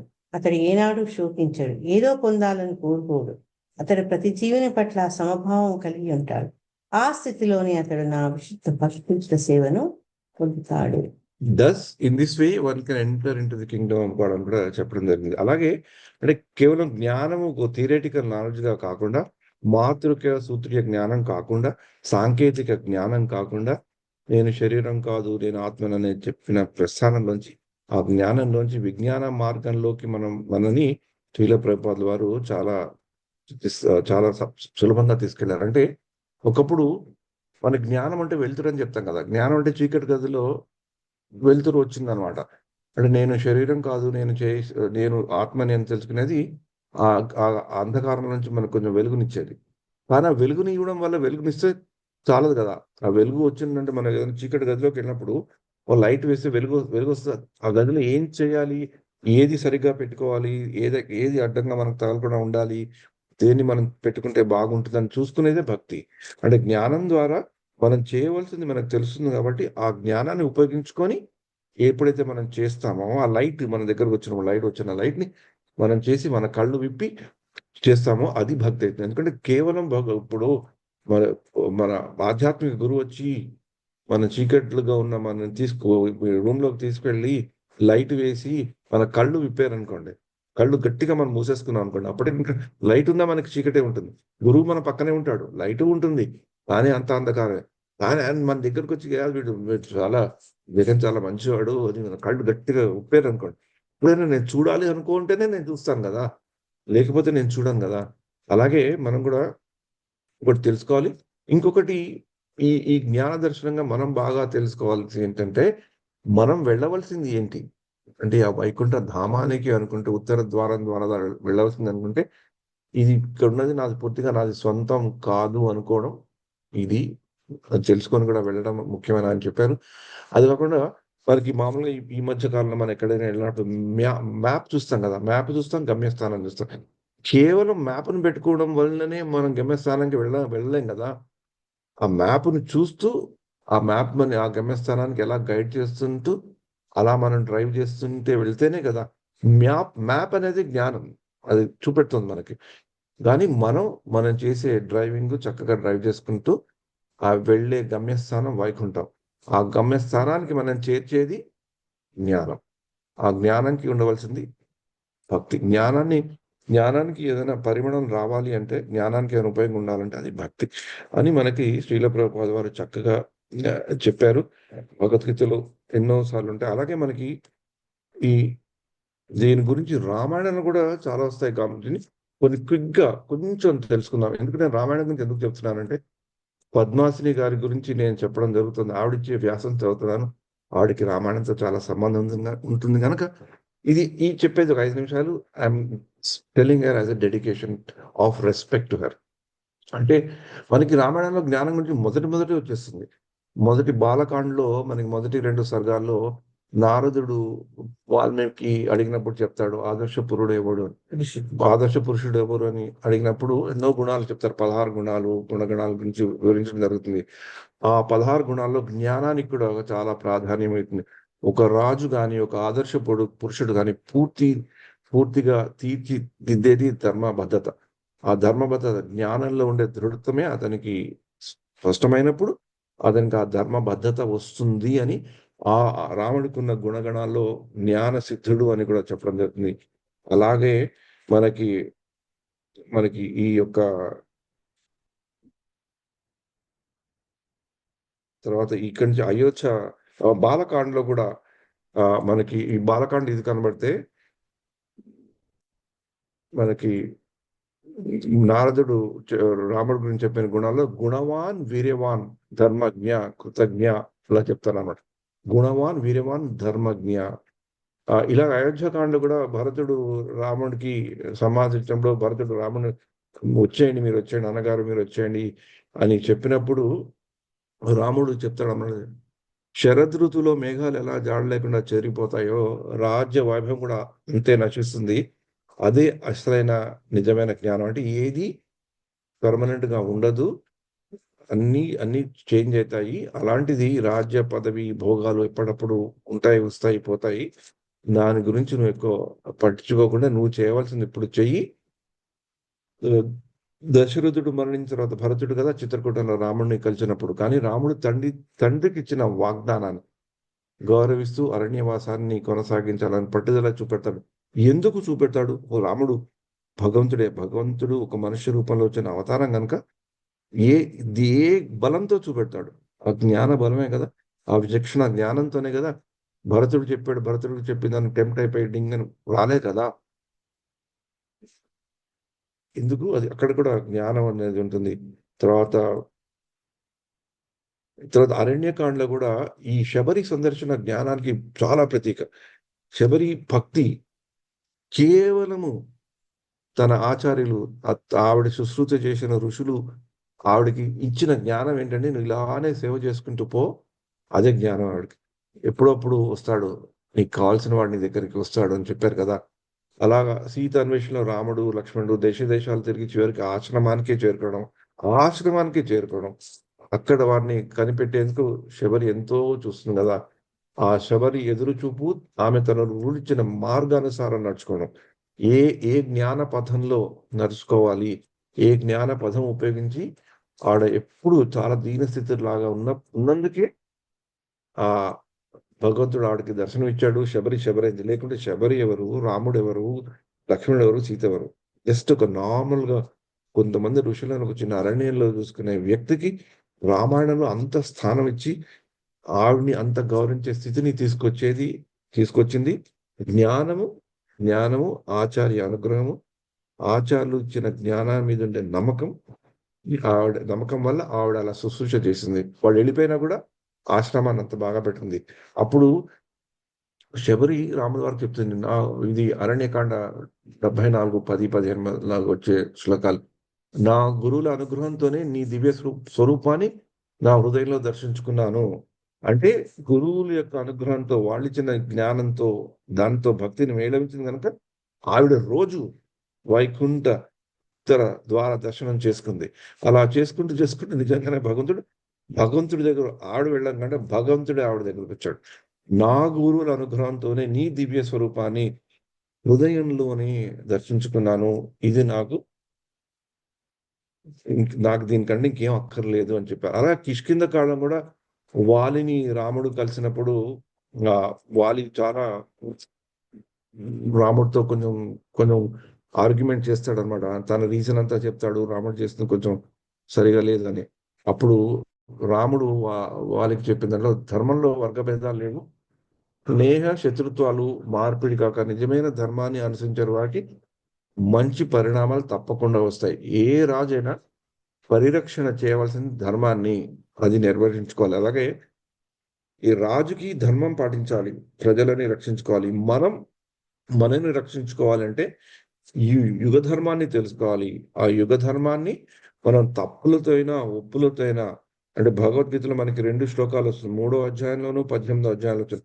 మనము చేయవలసిన మన ధర్మాన్ని మనం పాటిస్తుంటే దాన్ని తప్పులైనా ఒప్పులైనా కష్టాలైనా ఏం పర్వాలేదు, అది పాటిస్తే చాలు, ఎక్కడొక్కడ మంచి ఫలితాలు వస్తాయి. ఎలాగైతే శబరికి వచ్చిందో, వాల్మీకి మళ్ళీ ఎలాగో అతన్ని వాలిని ఎట్లా కరుణించడం, దాన్ని మనకి అంతర్జాతీయ కృష్ణ భావనామృతం ద్వారా ఈ సంకీర్తన యజ్ఞం హరే కృష్ణ కృష్ణ కృష్ణ హరి హరి, హరే రామ రామ రామ హరి హరి, అది తెలుసుకోవడం. అలాగే సుందరకాండలో కూడా హనుమంతుడు తన జ్ఞానాన్ని భక్తిలో చాలా ఉపయోగించుకుంటున్నాడు అనమాట. అంటే సీతాదేవి కనబడంగానే టక్కని సీతాదేవి దగ్గరికి వెళ్ళాలా, లేకపోతే ఏం చేయాలని. అంటే సుందరకాండలో కూడా హనుమంతుడు తన మనసులో చెప్పుకుంటుంటాడు, ఈ మనసుకు నిద్రతో పాటు నిగ్రహం లేకపోతే ఉన్న పాడంగా నాశనం అవుతుంది. జ్ఞానంతోనూ నివేదనతోనూ సమస్యలను వివేకంతోనూ సమస్యలను ఎదుర్కొంటేనే కార్యసిద్ధి అవుతుందని అప్పుడు అతను ఆలోచించి సీతమ్మ వారి ముందర ఎలా వెళ్ళాలి అనుకుంటాడు అనమాట. అలాగే యుద్ధకాండలో ఆఖరిలో రావణుడి వధ అయినప్పుడు కూడా మళ్ళీ మనకు ఒక జ్ఞాన బిందువు అక్కడ కనబడుతున్నప్పుడు రాముడు చెప్తాడు, తప్పులు చేసిన రాముడు గొప్ప వీరుడు కనుక మరణంతోనే శత్రుత్వం ముగిస్తుంది. అంటే మనం కూడా తప్పులు చేసినప్పుడు ప్రాయశ్చిత్తంతోనే మనకి కొంచెం దాని గురించి పోతుంది. మృతదేహాన్ని మనం గౌరవించకపోతే ధర్మానికి భంగం అవుతుంది కనుక జీవన మరణ చక్రాన్ని గుర్తించడం నిజమైన జ్ఞాన లక్షణం. అంటే to understand the cycle of birth and death, పునరపి జననం పునరపి మరణం. అది శంకరాచార్య వారి శ్లోకాన్ని శిల ప్రభుపాద వారు ఎంతో చెప్తారు. కానీ ఈ పునరపి జననం పునరపి మరణాన్ని, ఆ సైకిల్ నుంచి ఎప్పుడైనా బయటపడాలి అంటే మనం భగవంతుని జ్ఞాన చక్షులతో ఉత్తర ద్వార దర్శనం చేయాలని, ఆ ఉత్తర ద్వార దర్శనం జ్ఞానంతో కాకుండా నిజంగా కూడా మనకి ఎప్పుడో అప్పుడు తిరుమలలో ఉత్తర ద్వార దర్శనం వైకుంఠ ఏకాదశి రోజు అవుతుందనే ఉత్సాహంతో, ఆశతో, భగవంతుడి కరుణ మీద వేడుకుంటూ, భగవంతుడి కరుణ మీద ఆధారపడుతూ మన యొక్క భక్తి ప్రస్థానాన్ని ముందరికి ముందరిని జరిపించాలని ప్రేరించే వాళ్ళు ముందరిని జరిపిస్తూ, మనం తప్పులు చేసి ఇక్కడ అడ్డంగా పడి పక్కన జరిగిపోయి ఇంకో వైష్ణవ అపరాధాలు చేస్తూ మనం తెలుసుకోకుండా కేవలం భగవంతుడి ముందర వెళ్ళి కూర్చొని భగవంతుడిని చూసేసి మనకి మంచి భక్తి అయింది అనుకోవడం, మనం ఏదో పెద్దగా సేవలు చేసాడు అనుకోవడం కాకుండా, మనం చేసిన సేవని ఇంకొకళ్ళు గుర్తించి వాళ్ళు మనల్ని ప్రశంసించేటట్లు మనం సేవ చేయాలి. ఏ సేవ అయితే నేను కార్యదక్షతతో నిమగ్నతతో చేస్తే నన్ను ఇంకొకళ్ళు చూసి ప్రశంసించే అవకాశం వాళ్ళకి కలుగుతుందో, అది వాళ్ళకి కలిగితే అది వాళ్ళకి ఎంత వాళ్ళ భక్తి ప్రస్థానంలో మంచిగా అవుతుందని మనం తెలుసుకున్నప్పుడు మనకి రోజు రోజున క్షణం క్షణం ఆ ఉత్తర ద్వార దర్శనం అనేది అట్లీస్ట్ ఆ అనుభూతి ఎంతో కొంతైనా లభిస్తుంది అని నాకు ఈ పద్మాసిని గారి పంపించిన వ్యాసం చదవడం వల్ల నాలో కలిగిన అనుభూతులు, అనుభవాలు ఇవి. అవి మీతో పంచుకోవాలని అనుకున్నాను. ఇది నేను చెప్పింది మీకు ఏదైనా ఇష్టం కాకుంటే మర్చిపోండి. చెప్పింది ఇష్టం ఉంటే తీసుకోండి. ఎందుకంటే ఒకప్పుడు ఇలాంటివి చెప్పినప్పుడు మనకి నచ్చకపోవచ్చు. ఏమిటి ఈయన వచ్చి ఇలా చెప్తున్నారు అని అనవచ్చు. కానీ ఇది సత్యం. నాకు తెలిసిన మటుకు ఇది సత్యం. చెప్పినవన్నీ పెద్దలు ప్రామాణికంగా మనకి చూపెట్టినవే ఆవిడే సంకలించి ఆవిడ కొలేట్ చేసి మనకు చెప్పారు. ఆవిడకి కూడా ఆచార అనుగ్రహం ఉండాలి. ఎల్లప్పుడూ ఆచార్యుల దీవెనలు ఆయనకి ఆవిడకు ఉండాలి. ఇంకా ఆవిడ ఇంకా ముందరికి సాగాలని మనం కూడా అలాగే ఇలాంటి వాళ్ళని ప్రేరణ తీసుకుంటూ మనకు కూడా తెలిసినవి తెలుసుకొని మనం కూడా నోట్ చేసుకొని ఇంకొకరికి చెప్పేటట్లు చేసుకుంటే భక్తి జ్ఞానము అనే ఎన్నో విశేషాలు మనం కూడా ఎంతో మందికి చెప్పడానికి అవకాశం ఉంది. హరే కృష్ణ కృష్ణ కృష్ణ హరే హరే, హరే రామ రామ రామ హరే హరే. ఈ ఉత్తర ద్వార ప్రస్థానంలో అలా మన సమయం కూడా గడిచిపోయింది.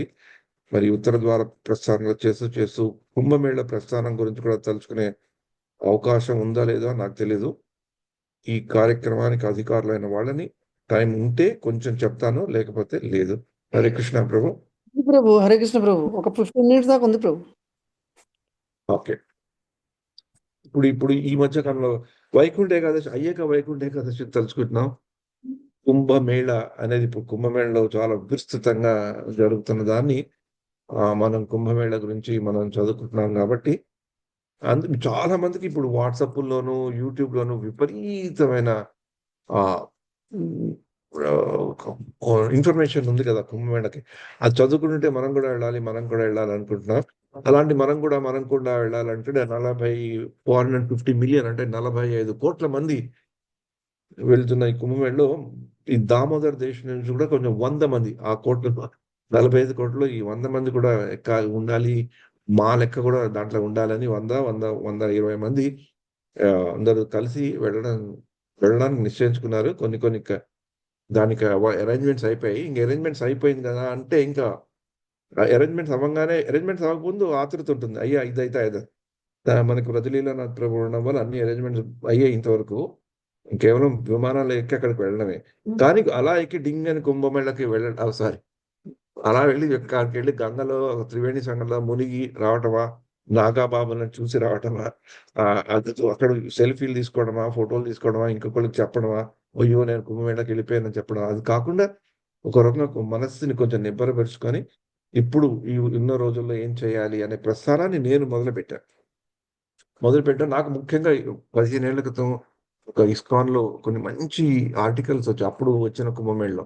అవి కొన్ని 2, 3 మళ్ళీ తీసుకొని, చదువుకొని, వాటిని రోజు చదువుకుంటే నాకేదైనా మనసులో అప్పుడు ఆ కుంభమేళాన్ని ఎలా చూడాలో, ఎలా అనుభవించాలో అనే అవకాశం వస్తుందని అనుకుంటూ భగవంతుని ప్రార్థిస్తూ చేసే ప్రయత్నం ఇది.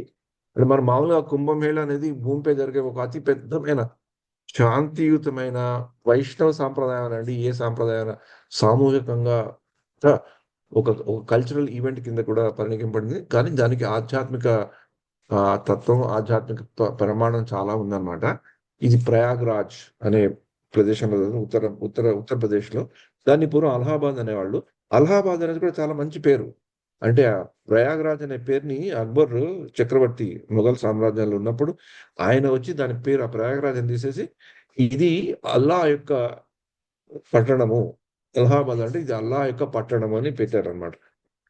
ఈ ప్రయాగ్రాజ్‌లోను, హరిద్వార్‌లోను, ఉజ్జయిన్‌లోను ఇవి ఈ 4 ప్రదేశాల్లోనూ జరుగుతుంటాయి. ఈ యొక్క 14 ఏళ్ల చక్రంలో జరుగుతుంటుంది. ఈసారి వచ్చేది మహాకుంభం కింద కూడా వస్తుంది. ఈ యొక్క ఈ సముద్ర మంథనం జరిగినప్పుడు అమృత బిందువులు కొన్ని ధనవంతరి వాళ్ళు మోహిని తీసుకున్నప్పుడు కింద పడడం వల్ల ఈ 4 చోట్ల పడడం వల్ల దీనికి చాలా ప్రఖ్యాత ఉంది. ముఖ్యంగా ఈ ఈ యొక్క ఈ యొక్క ప్రయాగ్రాజ్లో త్రివేణి సంగమం ఉంటుంది కదా, గంగా, యమున, సరస్వతి కింద నుంచి పారుతున్న అదృశ్యంగా పారుతున్న సరస్వతి నది కూడా అక్కడ రావడం, అక్కడి నుంచి మూడు కలిసి పెద్ద గంగ కింద అవ్వడం వల్ల కూడా దానికి ఒక చాలా ప్రాధాన్యత ఉంది. కానీ దీనికి మళ్ళీ ఒక సంకేత రూపంగా కూడా అక్కడ చూసుకుంటే, మామూలుగా స్నానం చేయడం అనేది శరీరం పరిశుభ్రం కొరకు చేస్తాం కదా, ఎలాంటి నీళ్ళలో చేయాలి? ప్రవహిస్తున్న నీళ్ళలో చేయాలి అని పెద్దలు చెప్పారు. అంటే పూర్వం రోజుల్లో నదుల దగ్గర ఎక్కువ సివిలైజేషన్ అంటే తెలుగులో ఏమంటారు? నాగరికత బాగా పెరిగేది. అందుకని ఇప్పుడు ఇక్కడ కూడా చాలా తెలివైన వాళ్ళు ఉన్నారు. అందుకని ఇప్పుడు మన ఆంధ్రాలో కూడా తూర్పు గోదావరి వాళ్ళు, పశ్చిమ గోదావరి వాళ్ళు చాలా తెలివితేటలు ఉంటాయని అనుకుంటారు. అనుకొని వాళ్ళు గర్వంగా తెచ్చుకుంటారు. అందుకని వాళ్ళు మాట్లాడేటప్పుడు కూడా చాలా వ్యంగ్యం ఉంటుంది. వాళ్ళు సాహసం వస్తుంది. ఎందుకంటే ఆ గోదావరి నది దాంట్లో వాళ్ళకి ఆ జ్ఞానం అనేది వస్తుంది. అది వేరే పక్కన విషయం పెడితే సరదాగా చెప్పుకున్న విషయం ఏంటి, ఎక్కడైతే నదులు ఉంటాయో ప్రవహించే నీరు ఉంటుందో అక్కడ స్నానం చేసి ధ్యానం చేసి చదువుకుంటే శారీరకంగా కాకుండా కూడా మానసికంగా కూడా బాగా వృద్ధి చెందుతారని ఒక నమ్మకం. కానీ అది కూడా కరెక్టే. ఎందుకంటే ప్రవహిస్తే నీరు ఉంటే దాంట్లో కాలుష్యతాలు అవన్నీ ఉండవు కదా, పొల్యూటెంట్స్ ఎక్కువ ఉండవు. దాంట్లో ప్రవహించే మినరల్స్ వల్ల పడతాయి. అది మన సాంప్రదాయంలో వచ్చింది. అందుకనే కూడా ప్రవహిస్తున్న అంటే మామూలు నదుల్లో ప్రవహించే స్నానం చేయడం ఒకటి, గంగా నది, యమునా నది అంటే నిరంతరంగా వచ్చే పెరీనియల్ రివర్స్ అంటారు కదా, వాటిలో స్నానం చేయడం ఒకటి. అలాంటి స్నానం చేయడంలో ఈ మూడు నదులు కలిసి చేయడం ప్రయాగ్ అంటే కాన్ఫ్లుయెన్స్ ఇంగ్లీష్ లో చెప్పుకోవాలంటే. ఒక్క ప్రయాగే కాదు, 12 ప్రయాగాలు కనబడతాయి మనకి. ఆ ఉత్తరప్రదేశ్ నుంచి మనం ఉత్తరాఖండ్ అటువైపు హిమాలయాల వైపు వెళ్తుంటే మనకి ప్రయాగాలు కనబడతాయి, కాన్ఫ్లుయెన్స్ అంటారు. 2 నదులు పాయలుగా ఉండే నదులు కలవడం ప్రయాగ అంటారు. ఆ ప్రయాగంలో నదులు, మనకి నదులు అనగానే నదులు నీళ్లే కాదు కదా, ఒక ప్రాణం ఉన్న, ఒక రూపం ఉన్న, ఒక నిర్దిష్టమైన దాంతోనే ఈ నదులు ప్రవహిస్తున్నాయి. ఆ నదులకు మనం గంగాదేవిని గంగాదేవి గాను, యమునాదేవిని యమునాదేవి కిందనే పూజిస్తాం కదా. మనలాగా మనుషులాగా మనకి ఒక రూపం ఉన్నట్టు ఆ నదులకు కూడా ఒక రూపం ఉంటుంది. ఆ మేనిఫెస్టేషన్, పర్సనాలిటీ మేనిఫెస్టేషన్ కనుక ఆ రెండు కలయిక ఉండడం వల్ల దానికి ఇంకా ప్రాధాన్యత పెరుగుతుంది. అలాంటి సంగమాల్లో 12 మనకి ప్రయాగులు కనబడతాయి. దేవి ప్రయాగు, రుద్ర ప్రయాగు, అలాంటివి చాలా ప్రయాగు.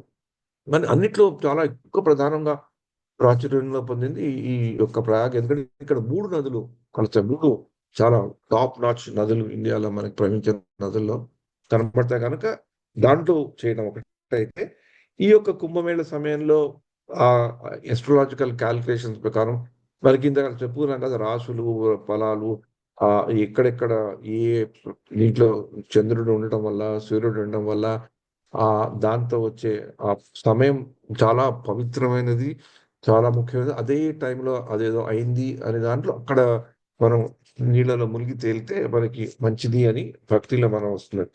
కానీ ముఖ్యంగా ఇలాంటి వాటిని చేసుకోవడం కొరకు మనం వెళ్ళాలి అనుకుంటే ఒకటి ముఖ్యమైనదంటే, కేవలం అక్కడికి వెళ్ళి మునిగి వస్తే మనకి పాపాలు పోతాయి, పుణ్యం వచ్చేస్తుంది, మనం మంచి వాళ్ళం అయిపోతామని వెళ్తే నా వ్యక్తిగత అనుభవంలోను దృష్టిలోను అది కేవలం ఉట్టి మాట. మామూలుగా అలా వెళ్ళిన కేవలం ఎప్పుడైతే ఆ నదిలో మనం మునగడానికి వెళ్తాం, మనకి ఆత్మశుద్ధి పెరగాలని, మనలో లోపలి కల్మషాలు పోవాలని, అప్పుడు మునిగినప్పుడు మనకి ఆ మోక్ష ప్రాప్తి గాని, ఆ మోక్షంకి ఆ ఉత్తర ద్వార దర్శనం డైరెక్షన్ మనకి కనబడుతుంది. కానీ ముఖ్యంగా అంతకంటే ముఖ్యంగా ఏంటంటే, ఇది ఈ యొక్క త్రివేణి సంగమము, ఈ సంగమంలో ఎప్పుడైనా మునిగి భగవంతుని ధ్యానించడం ఒకటైతే, ఈ సమయంలో ధ్యానించి ఇంకా ఎక్కువ పెద్దలు చెప్తారు కనుక, దానికి ఎన్నో ప్రామాణికాలు ఉన్నాయి గనక, కొన్ని వేల లక్షల సంవత్సరాల నుంచి ఎంతో మంది అక్కడికి వచ్చి దాన్ని అలా చేశారు గనక, చేసి వాళ్ళు పరివర్తన చెందారు గనక, మనం కూడా చేస్తే మనలో కూడా ఏదో పరివర్తన ఉంటుందనే నమ్మకంతో మనం వెళ్తున్నాం. అది అయితే దానికంటే ముఖ్యంగా ఉండేది ఏంటంటే, అలా అంత పవిత్రత ఉంది కనుక ఇలాంటి సమయాల్లో, అలాంటి ప్రదేశాల్లో ఎంతో మంది మహాత్ములు అక్కడికి వస్తారు. ఎంతో ఘనవంతమైన సన్యాసులు, ఋషువులు, గురువులు, భక్తులు వస్తారు కనుక వాళ్ళని అట్లీస్ట్ చూడటం కానీ, అక్కడ ఏమైనా ప్రవచనాలు వినగలిగితే, ఇంత గందరగోళం ఏదైనా వినగలిగితే, ఏదో కొద్ది ఒకటో రెండో మాట కేవలం వాళ్ళని చూసి, ఇందాక నేను చెప్పినప్పుడు వాళ్ళు చేసే భక్తి, వాళ్ళు ఉండే భక్తిలో ఉండే స్థితిని మనం ఎప్పుడైనా గౌరవించి దానిని మెచ్చుకోనగలిగే స్థితిలో ఉంటే అదే చాలు మనలో ప్రవర్తన, మనలో పరివర్తనకి ఉంటవుతున్నాడు. అండ్ ఇంకొకటి ఇలాంటి కుంభమేళలో వెళ్ళేది ఏంటంటే సామూహిక భక్తి శక్తి. ఇప్పుడు మామూలుగా మన ఇంట్లో ఒకళ్ళో ఇద్దరు ఉండి కీర్తన చేసుకోవడం వేరు, 10 మంది కలిసి కీర్తన చేసుకోవడం వేరు, సంకీర్తన చాలా మందితో ఉండి సంకీర్తన చేసుకునే వేరు కదా. ఆ భావన వేరు. అలాగే ఆరతి ప్రోగ్రాం కానీ, భక్తి వృక్ష ప్రోగ్రాం అందరితో కలిసి చేసుకుంటే దాంట్లో ఒక సామూహిక శక్తి అని కనబడుతుంది. ఇది మామూలు సామూహిక శక్తి కాదు. కొన్ని లక్షల కోట్ల మంది వచ్చి ఒక్కొక్క రోజులో 2 కోట్లు 3 కోట్ల మంది ఈ సామూహిక శక్తితో సామూహికంగా కలిసి అందరికీ నమ్మకం. కొన్ని నమ్మకాలు వేరే విధంగా ఉండుండవచ్చు. కొందరిది మూఢనమ్మకం అయితే, కొందరిది జ్ఞానంతో ఉన్న నమ్మకం అయితే, కొందరి హేతువాదంగా ఉన్న నమ్మకం అయితే, కొందరికి ఏవి నమ్మకం లేని నమ్మకం ఉన్నా అందరూ ఏదో ఒక దాన్ని తెలుసుకోవాలని, అనుభవించాలని, అనుభూతి పొందాలని, ఆ అనుభూతిని జీవితాంతం వాళ్ళ గుర్తు పెట్టుకోవాలని ఎంతో ఏదో విధంగా రిస్క్ తీసుకునే కదా వస్తున్నారు. హెల్త్ పాడవచ్చు, ఉన్న పైసలు పోవచ్చు, ఉన్న సామాన్లు పోవచ్చు, ఇంకేదైనా అవ్వచ్చు, ఒకేసారిలో మనం నలిగిపోవచ్చు, అన్ని తెలిసినా కూడా వెళ్తున్నారు. ఎందుకంటే కేవలం కొద్ది క్షణాలకైనా ఆ సామూహిక భక్తి యొక్క శక్తిని అనుభవించడానికి. ఇంతమంది లక్షల మంది, కోట్ల మంది మనతో పాటు ఆ యొక్క భక్తి భావనతో ఆ త్రివేణి సమయంలో భగవంతుణ్ణి తలుచుకుంటూ ఆ ఏకాగ్రతతో, ఆ నమ్మకంతో మునిగి తేలుతున్నప్పుడు ఆ ఉండే వైబ్రేషన్, అక్కడ ఉండే ఆ శక్తి ఉంటారు కదా, అది మనలో కూడా ఎక్కడో షాక్ లాగా తగులుతుందనే భావనతో, ఆ భావనతో మనం ఎప్పుడైతే వెళ్తామో అప్పుడు మన గంగా నదిలో మునగంగానే మనకి ఆ ఎలక్ట్రిక్ షాక్ అనేది తగులుతుంది. అది నేను ఇంతవరకు ఎప్పుడైనా అక్కడికి వెళ్ళేనా లేదా అంటే నేను వెళ్ళలేదు. కేవలం చదువుకొని, ఆ చదువుకున్నది అర్థం చేసుకొని దాన్నే నేను చదువుకుంటూ అనుభవించాను ఇన్నాళ్ళు. ఇప్పుడు ఏదో కొంచెం భగవంతుడు ఏదో అవకాశం ఇస్తున్నట్లు నాకు అనిపిస్తుంది. ఇంకా ఎన్నో రోజులున్నాయి. ఇంకా ఎన్నో అడ్డంకులు రావచ్చు, ఎన్నో విఘ్నాలు రావచ్చు, ఎన్నో పరిస్థితులు మారొచ్చు. వెళ్తామో వెళ్ళేమో తెలీదు. వెళ్ళాక కూడా అక్కడ స్నానం చేస్తామో లేదో తెలీదు. మనకు అదృష్టం ఉందో లేదో తెలీదు.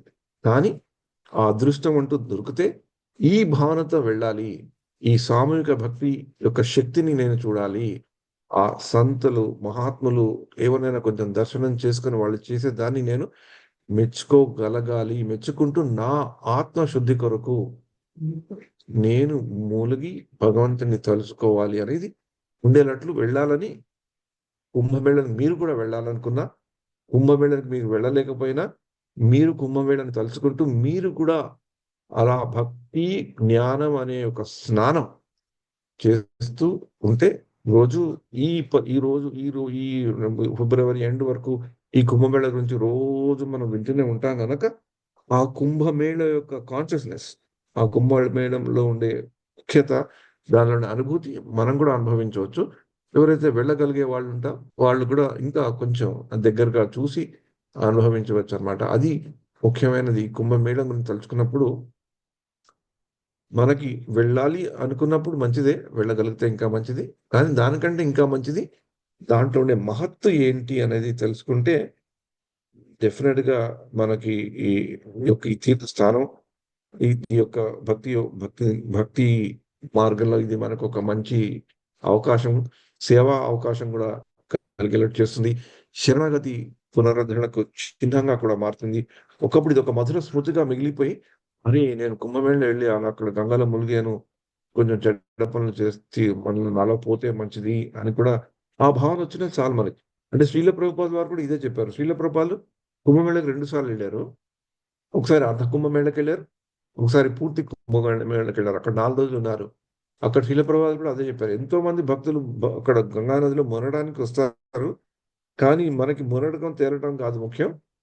భక్తితో అక్కడ ఉండి భక్తులకి సేవ చేయడం, వచ్చే వాళ్ళకి సేవ చేయడం, కృష్ణ భావనామృతాన్ని ప్రచారం చేయడం, భక్తులకి వచ్చిన భక్తులకి మనం ఏదైనా అవకాశం కలిగిస్తే వాళ్ళకి సేవ చేసేటట్టు వెళ్తేనే అది మన కుంభమేళ. గంగా నదిలో మునగడం అనేది నెక్స్ట్ కుంభమేళ. మనం ముఖ్యంగా ఉండేది కుంభమేళ. అదే దీంతో ఇక్కడ ముఖ్యంగా కొన్ని లక్షల మంది, వేల మంది, కోట్ల మంది సేవలు అందిస్తున్నారు కదా. దాంట్లో ముఖ్యంగా మనం అంతర్జాతీయ కృష్ణ భావనార్థంలో ఉన్నాం కనుక అక్కడ అంతర్జాతీయ కృష్ణ భావనార్థం ఏం చేస్తుంది, ఎంత పెద్ద ఎత్తున అక్కడ భక్తులకు సేవ చేస్తుంది చూసుకునే అవకాశం మళ్ళీ మనకి రాదు కనుక చూడడానికైనా కుంభమేళకి వెళ్ళాలనే ఉద్దేశంతోనే ఈ కుంభమేళ ప్రస్థానం యాత్ర అనేది మొదలైంది. దాంట్లో అంతర్జాతీయ కృష్ణ భావనామృతం సంఘం వాళ్ళు 40 చోట్ల ఇస్కాన్ శిబిరాలను స్థాపించారు అక్కడ. మొత్తం ఉండేది 40,000 శిబిరాలు, 40,000 టెంట్లు ఉంటే దాంట్లో 40 చోట్ల, మొత్తం ఆ ప్రదేశంలో 40 చోట్ల వాళ్ళు 50 లక్షల మందికి పూర్తి ఫ్రీ అన్నదాన సేవ అక్కడ అందిస్తున్నారు. పూర్తి ఎవరి దగ్గర పైసలు తీసుకోవాలి ఏం చేసుకున్నారు 50 లక్షల మందికి. అంటే ఎంత శ్రమ ఉంటుంది, ఎంత అలా చేయడమే కాకుండా ఆ భగవంతుని యొక్క పుస్తకాలు అమ్మటం, అక్కడ కరపత్రాలు, ఇస్కాన్ గురించిన కరపత్రాలు చేయటము, ఎంతో మంది ఇస్కాన్ వరిష్ఠ భక్తుల వరకు వచ్చి ప్రసంగాలు చేయటము, ఎంతో మంది భక్తులను ఆకట్టుకోవడము, ఎంతో మంది భక్తులని ఈ యొక్క సంకీర్తన యజ్ఞం, సంకీర్తన నామస్మరణ యొక్క ముఖ్యతను చెప్పడం జరిగే అవకాశాన్ని వాళ్ళు వినియోగించు ఎంతో కష్టమైనా కూడా అక్కడ వచ్చి చేయటము, అందరు చేయటం చేస్తున్నారు. దానికి అంతర్జాతీయ కృష్ణ భావనామృత ఈ మహాప్రసాద వితరణ యజ్ఞానికి దోహదకారి అయిన అదానీ గ్రూప్ వాళ్ళకు కూడా మనం నమస్కారం చెప్పాలి. వాళ్ళకు కూడా కృతజ్ఞతల భావంతో నమస్కరించాలి. ఎందుకంటే అది చిన్న విషయం కాదు. డబ్బు సరే, వాళ్ళకి ఎంతో డబ్బు ఉంది. ఆ డబ్బుని వాళ్ళు ఇలాగా వినియోగించుకొని ఇలా గౌరవంగా వచ్చి ఇస్కాన్ వాళ్ళు మీరు చాలా మంచిగా చేస్తారు, ఇలాంటి వ్యవస్థ మీకు బాగా ఉంది, ఇలా అరేంజ్మెంట్లు, ఇలా భక్తి భావంతో మీరు బాగా చేయగలుగుతారని వాళ్ళకి మన మీద నమ్మకం ఉండడం, అది అంతర్జాతీయ కృష్ణ భావనామృత అధికారులకు ఇవ్వడం, వాళ్ళు దాన్ని చేయడానికి ప్రయత్నించడం, దాని గురించి కూడా మనం తెలుసుకుంటూ అలాంటి పెద్ద కిచెన్స్, ఆ పెద్ద ప్రసాద వితరణ సేవ ఎలా జరుగుతుంది, అది మనం ఎలా ప్రేరేపిస్తుంది, అవన్నీ చూసినప్పుడు మనకు అనిపిస్తుంది మనం చేసేది ఎంత చిన్న చీమ ఉంటుందో, చీమ కంటే ఇక్కడ చిన్న చీమ చేసే సర్వీస్ లో మన సర్వీస్ అనిపిస్తుంది. అది ఆ అనుభూతి కూడా రావడం కూడా మంచిది. ఒకప్పుడు అనుకుంటే ఓహో మనకి పెద్ద చేస్తున్నాం దామోదర దేశంలో అని. అలాంటి పెద్ద చూసినప్పుడు తెలుసు, అరే బాప్రే ఇదా సంగతి సేవ అంటే, అది కూడా తెలుసుకోవడానికి ఇలాంటి ప్రయత్నం. అందుకని మీ అందరి ఆశీస్సులు, ప్రార్థనలు మాకు కావాలి. ఇది ఎంతో రిస్క్తో కూడిన పని. ఒక్కళ్ళు ఇద్దరు వెళ్ళి ఎక్కడ సంపాదించుకొని వెళ్ళడం వేరు, ఇంతమందితో వెళ్ళడం కూడా ఒకందుకు మంచిది, ఒకందుకు రిస్క్ కూడా. కానీ అవన్నీ అవ్వకుండా ఏ ఉద్యానం లేకుండా వెళ్ళి రాగలగాలి అనుకునే ప్రార్థనతో ఈ యొక్క ప్రసంగాన్ని ముగిస్తున్నాను. కానీ ఒకవేళ ఏమైనా అడ్డంకులు వచ్చి రాకపోయినా కూడా ఇలాగా ఈ కుంభమేళని తలుచుకునే అవకాశం కల్పించినందుకే చాలు. అదే ఒక పెద్ద మనకి భాగ్యం. అదే ఒక పెద్ద భాగ్యం కింద తలుచుకుని ఇంకేదైనా కొంచెం భాగ్యం ఎక్కువ భగవంతుడు ఇస్తాడేమో అని ఆశతో ముందరికి వెళ్ళడానికి ప్రయత్నిద్దాం. మీరు కూడా మీకు ఎవరికైనా కూడా కుంభమేళకు వెళ్ళాలని కోరిక ఉంటే దాన్ని సఫలీకృతం అవ్వడానికి ఆచార్యులని, భగవంతుని ప్రార్థించండి. సేఫ్ గా వెళ్ళండి, కన్వీనియన్స్ చూసుకోండి, భక్తి భావనతో వెళ్ళండి. కేవలము సెల్ఫీలు, ఫోటోలు తీసి ఇంకోళ్ళు పంపించడానికి కాకుండా కేవలం గంగానదిలో మునిగి అక్కడ ఏదో నేను కుంభమేళకి వెళ్ళానని నా సీవీలో రాసుకున్నట్టు కాకుండా అది నా జీవితంలో ఇంకా ముందర ఎలా పరివర్తన తీసుకురాగలుగుతుంది అనే భావంతో వెళ్ళండి. తప్పకుండా మీకు కూడా మంచి దర్శనం దొరుకుతుందని ఆశిస్తాం. హరే కృష్ణ కృష్ణ కృష్ణ హరే హరే, హరే రామ రామ రామ హరే హరే. సారీ, వాళ్ళు చాలా పెద్ద క్లాస్ అయింది. Very very very sorry. Hare Krishna. Hare Krishna ప్రభు.